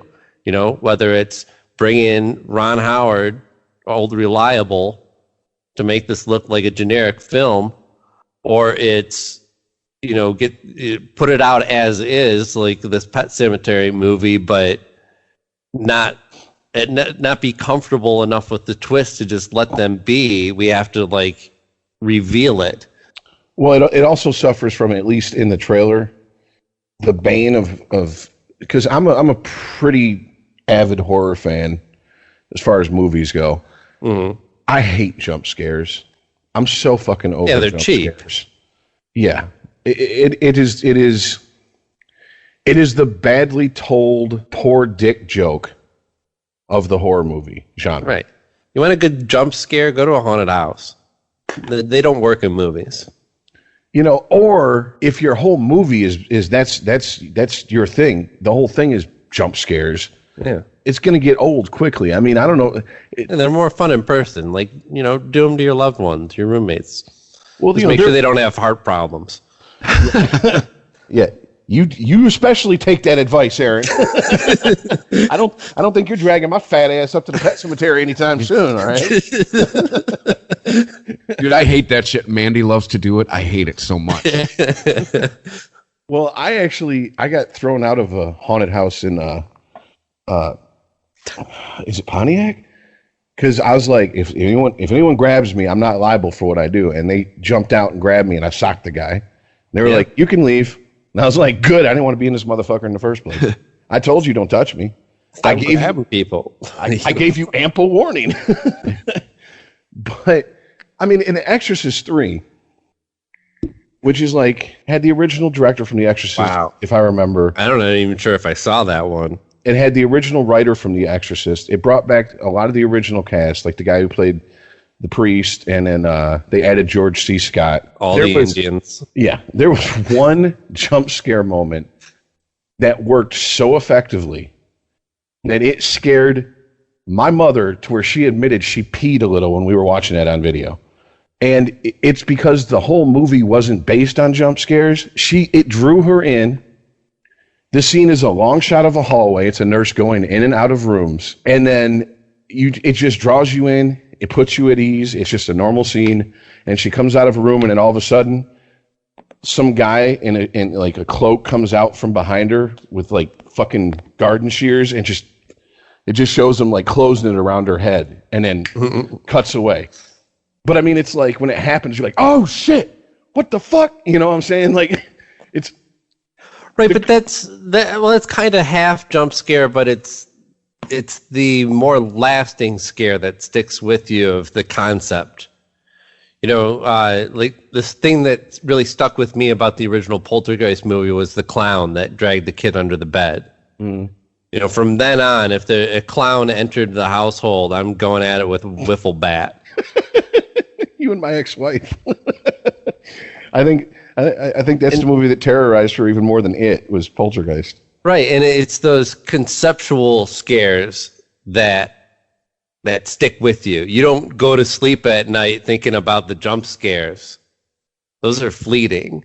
I mean, my favorite jump scare is from The Howling, where it turns out that it's just a dog. Like the whole movie is like building up all this tension about werewolves, and then somebody snooping around a room, and there's music bed that's like really ratcheting up the tension, and the character goes over to the window, and a dog jumps up and starts barking, and you shit your pants.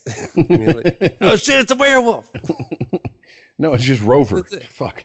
Right, and it turns out to be nothing. But that's not the scene that sticks with me the most. It's the scene where the one werewolf digs out a piece of his skull, his claws. Oh yeah, and says that he wants to give her a piece of my mind. And that's because that was just fucking me up. Like, oh my god, that these things are so bestial that they can just like rip themselves apart. And what is that? Like it's that type of body horror things that stick with you. Yeah, that's where the real horror lies in the good horror films. Like when I was a kid, the things that really scared me were things that you saw coming a mile away, like the original miniseries Salem's Lot, where the little kid who turned into a vampire comes to his friend's window and starts tapping on it. And he's like, "Let me in. You got to let me in." And he's like, what the fuck? And he's almost like, that vampire trance thing. And then he like shakes his way out of it, and he's like, no.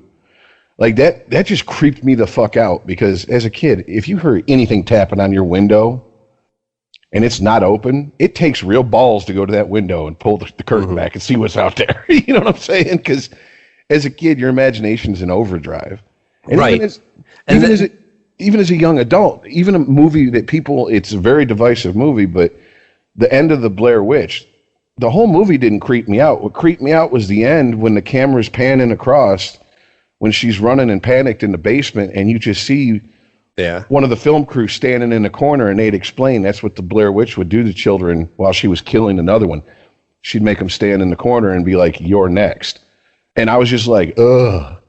That's creepy as fuck, and I don't know why, because my imagination ran wild with it. Yep.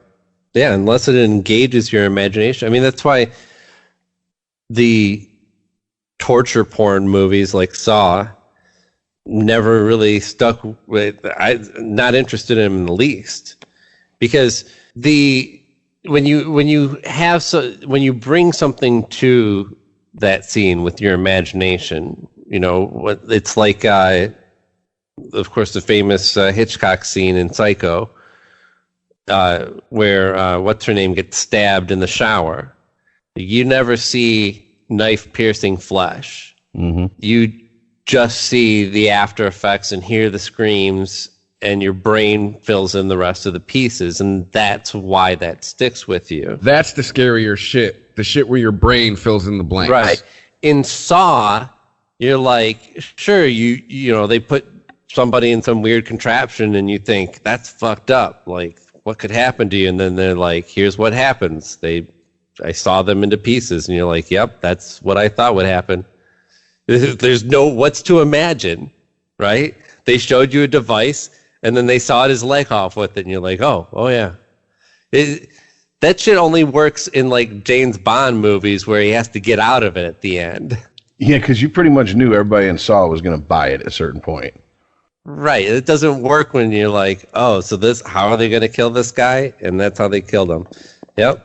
I figured that would be lethal. I mean, don't get me wrong. Like when I first saw, I think it was the first Hostel. Like my ex-wife, she loves the Saw movies, loves those Hostel type movies. Is that the plane crash one? No, that's the one where jungle? No, that's Green Inferno. Oh God. Yeah.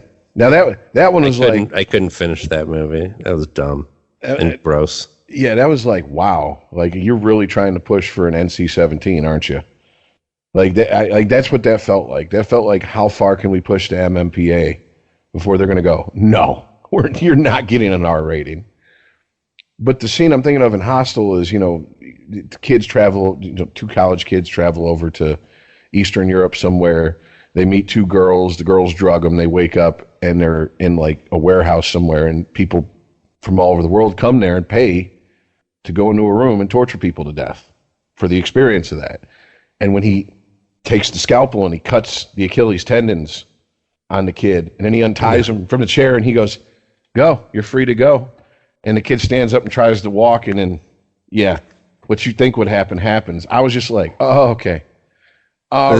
You know what I'm saying? Like, I'm even I have, like, that's just uncomfortable. Like, this isn't even enjoyable to watch at this point. You're enduring this movie.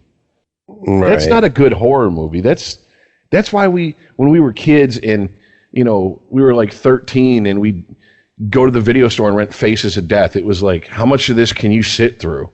Then we found out most of it was fake, and we were like, we can sit through all of it now. Yeah. Now I don't feel guilty about this shit. Like, if I felt bad for that monkey at first, now I don't give a fuck. I know it's fake. It's like the monkey brain's Indiana Jones. But yeah, I just think that I know you said you fell asleep watching it, the new one. I never finished it. I really like the new It. I think they did a good job with it, except for one exception.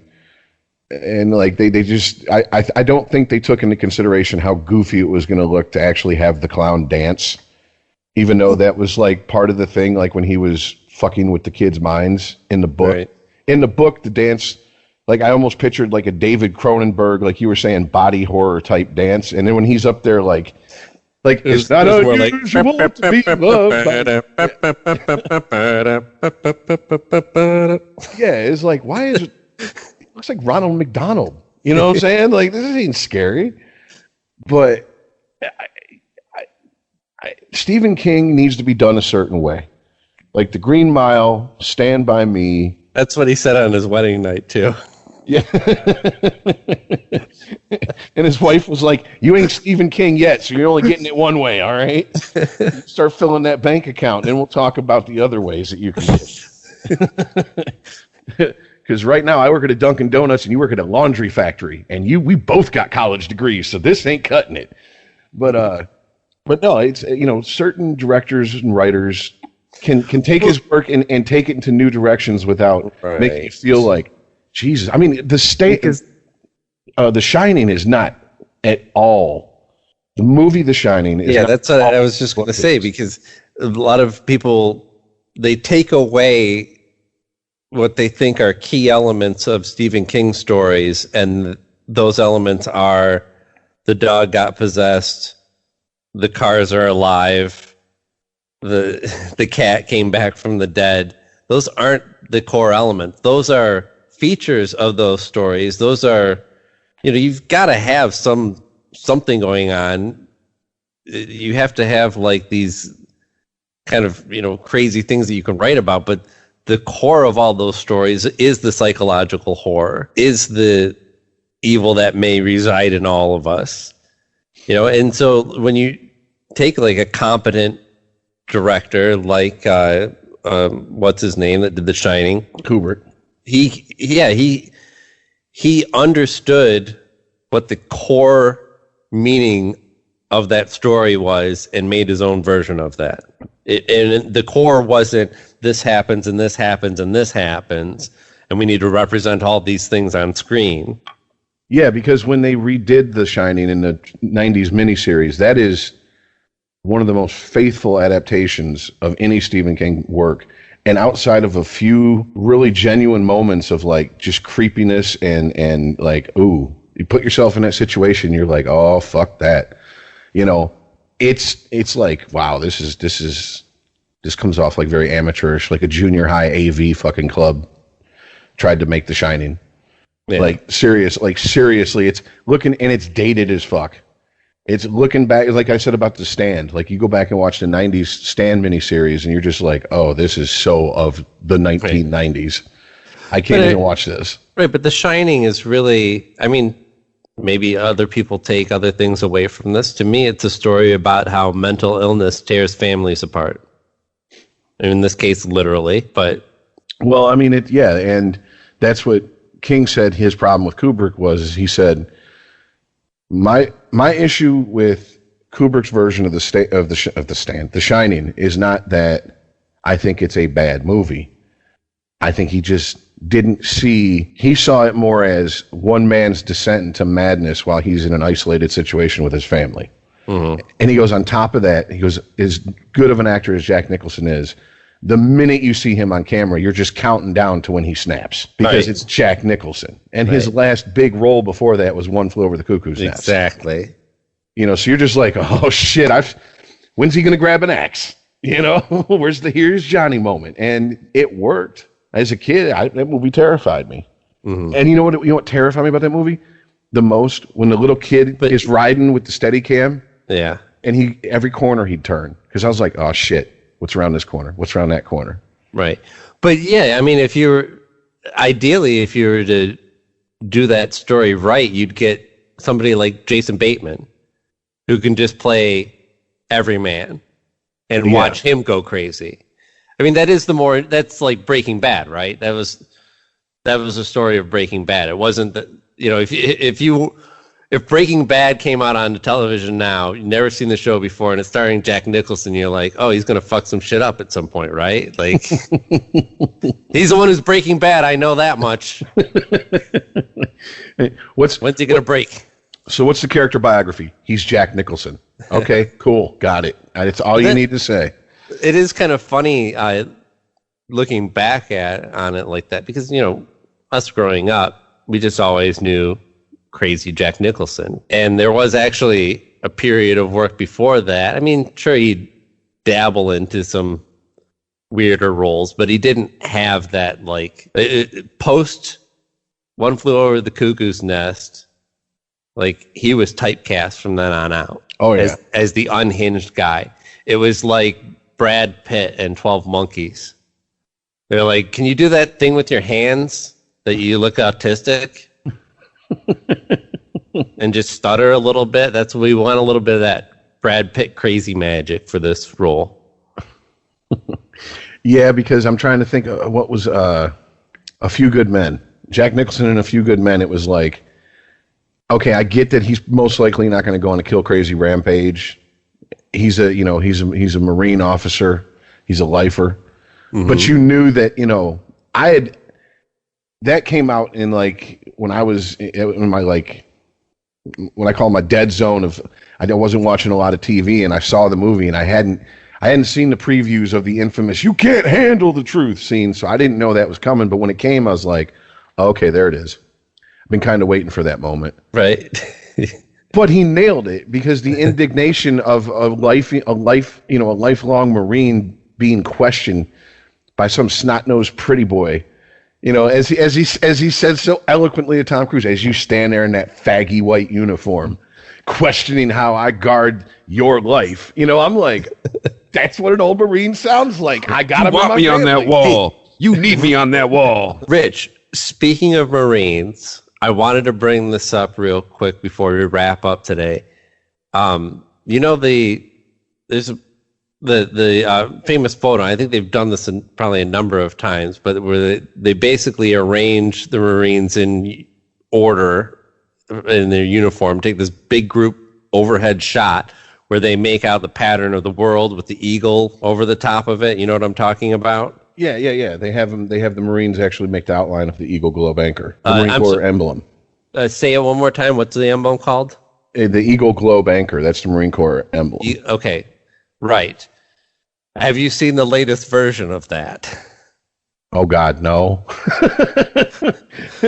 Like, You can barely make out the continents, much less the fact that it's supposed to be an eagle on top. It looks more like a half-melted bat.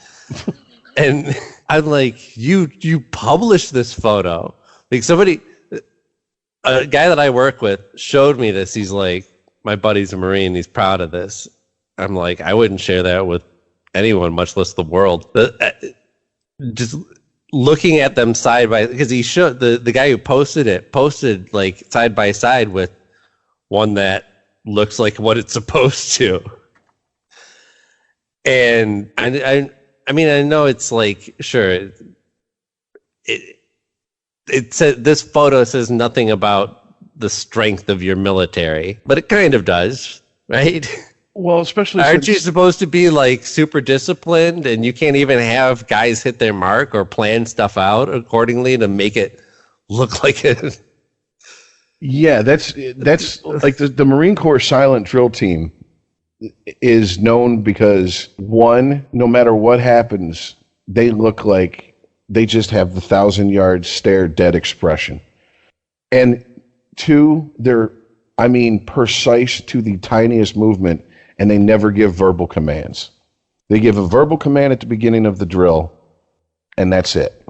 And that is, even the ROT friends I had in ROTC were like, when we went to drill competitions and we saw junior ROTC, Marine Corps junior ROTC, and they were doing the silent drill team routine, even though they weren't obviously went through boot camp Marines, they were like, oh, we're fucked.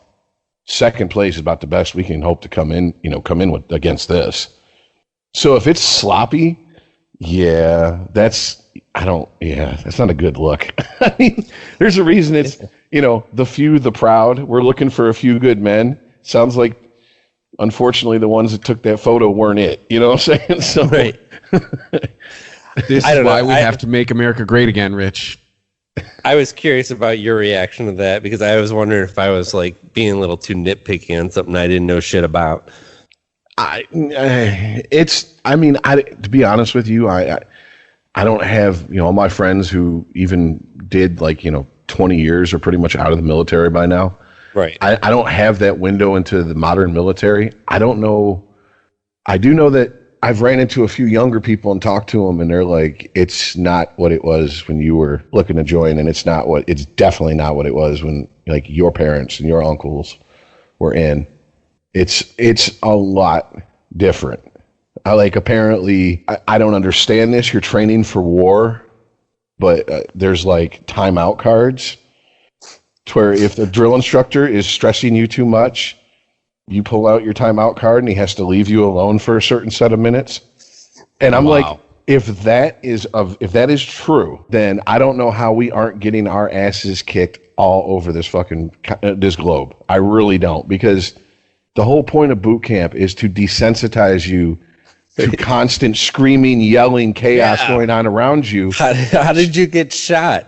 I don't know. I called time. I was on Ghoul. He wasn't supposed to shoot me. I was I didn't hear anyone yell "Game on." Yeah, I didn't even know the war had started, dude. It's not fair. I know that when my uncle went through boot camp, there was an issue of, because it was as we were getting out of Vietnam. Obviously, when you're going to boot camp during wartime, the bar is pretty much lowered as far as what they can get away with, because they realize they're training for you to most likely go in a situation that's life or death. But as they were leaving Vietnam, they started kind of clamping down on some of that stuff. And one of the stories he told me is one of the guys who came in with them, they go through processing, they get their haircuts, they get issued all their initial gear. He was 15 pounds overweight, and he couldn't do the pass the physical initial strength test, the IST. So they threw him into motivation platoon, which is you eat 1,500 calories a day and you work out all day, every day until you can pass the initial strength test and go rejoin your platoon. One of the things they used to do is give you corporal punishment to motivate you. Well, they said you can't do that anymore. And my uncle told me the story of, so what the drill instructor did says, by law, I can't touch you, but I can handcuff you to your footlocker, and I can throw your footlocker down a flight of stairs because I didn't touch you. So are we feeling motivated to go out there and get into shape, gentlemen? And they were like, sir, yes, sir. Got it. Not a problem. And I was like, did they actually do that? And he's like, I wasn't in the motivation platoon, but let's put it this way. Everyone that went in there were in a quick hurry to get the fuck out because it was just physical training all day, every day. Nothing else. And I mean, on top of that, boot camp's 13 weeks for the bare bones. Do you really want to stay, 15, 16? Fuck no. You want to get out and you want to graduate with, the people you came in with. That's also part of boot camp, building you up as a team. So God, that kind of, I really wish I could call a few of my friends and be like, have you heard about this fucking picture? Because I really want to see it now. I did a quick search and I couldn't find anything, but like if it's that sloppy. Yeah, I was trying to find it myself. What is the emblem called again? It's the Eagle Globe Anchor. But you're saying globe? Globe, yes. And then banker. What's anchor. Anchor. Oh. Yes. And there's a little Marine Corps lore that goes with it. It was like, I can't remember the exact story, but the Marines stole the anchor from the Navy, stole the Eagle from the Air Force or whatever, and then on the seventh day, while God rested, they overran his perimeter and took the globe from him. And they stole the skull from the Punisher. Yeah. So pretty much. Yeah, but yeah, there's little stories like that built into the Marine Corps, like that's passed down from one Marine to another, and it's like it's they're amusing little anecdotes. It's like the whole, if you've seen Full Metal Jacket, God was here before the Marine Corps, so you can give your hearts to Jesus, but your ass belongs to the Corps. That's true shit. That's what they tell you. That is no bullshit. No Marine can die without permission, and I'm not giving you permission. So tuck your guts back in and let's go. I mean, like that type of shit, that is real shit that is said to people in the Marines. Not at all tongue in cheek. So, you're building up people to do a job that not many people would want to do or are capable of doing. I would give that guy my timeout card, Rich. Yeah. I'm sorry, my intestines are hanging out. Here, I need 5 minutes. I need to reflect on this moment. But yeah. Man, if that's true, that means essentially safe spaces have made their way into the military.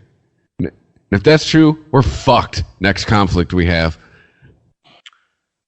I we're talking to my recruiters back in the day. I know that they, sometime in the early 90s, they started implementing like sexual harassment training and all this stuff into part of every Marine's initial training. And I mean, it was kind of like scoffed at because, to be honest with you, it's like Marines are America's shock troops, and there was no women on the front lines at that point. So most of the sexual harassment was of the homoerotic kind. And most guys aren't going to go complain because someone was like, hey, sweet tits, shake your ass, get over here. You know what I'm saying? That's because that's how guys are with each other, especially you get a bunch of alpha males together. But I kind of saw it coming, but I mean, I hope it's not that bad. I really do, because that's not doing anyone any good. No. That's not. I mean, war is not pretty, and when you're training for war, it shouldn't be pretty. And one of the oldest sayings about war is the more you sweat in peace, the less you bleed in war. And if you look at how we have whittled down our training for all our military, for every branch of the military, and honed it to such a fine point, and you look at our numbers, I mean, at one point you had 700 Marines spearheading the invasion into Iraq against 250,000 Iraqis, and they didn't even take more than 100 casualties. And I mean, they overran that 250,000. That tells you all you need to know about the training. And you really don't want soft people up front for that type of shit. At least I don't. Oh. All right. We wrap it up. Man, I feel like I've been saying this every week for 2 years. Who knows what dumb shit we're going to talk about next week.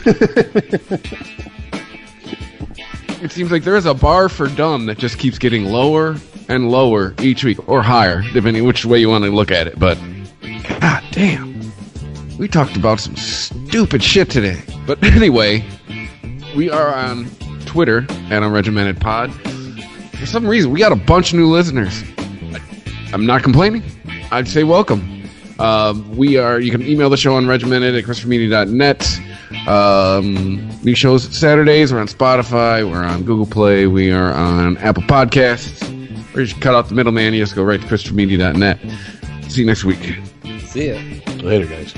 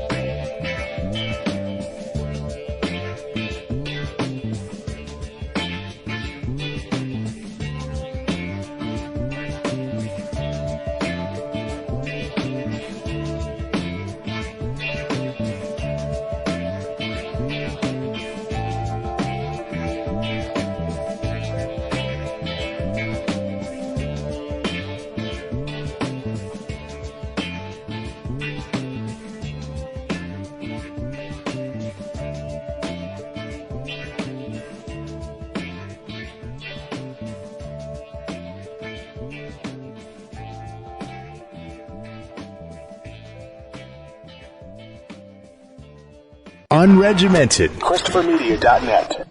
It's time to turn your bathroom into your personal sanctuary with Lowe's. Right now, save big on stylish fixtures and more storage, like a white shaker-style vanity cabinet with vanity top and mirror, now just $199. Or a dark gray vanity cabinet with white cultured marble top for just $299. Don't just do it yourself. Do it for yourself. Find more savings on everything you need for your home projects at Lowe's today. U.S. only, valid through February 2nd, 2021. It's time to turn your bathroom into your personal sanctuary with Lowe's. Right now, save big on stylish fixtures and more storage, like a white shaker-style vanity cabinet with vanity top and mirror, now just $199. Or a dark gray vanity cabinet with white cultured marble top for just $299. Don't just do it yourself. Do it for yourself. Find more savings on everything you need for your home projects at Lowe's today. U.S. only, valid through February 2nd, 2021. ChristopherMedia.net. If you like this show, please tell a friend. Please make sure to rate and comment on all your favorite Christopher Media shows. Please follow us on Twitter and like and share us on Facebook. You can subscribe to all ChristopherMedia.net shows for free on ChristopherMedia.net. Thank you for listening, and thank you for visiting ChristopherMedia.net. Thank you for visiting ChristopherMedia.net.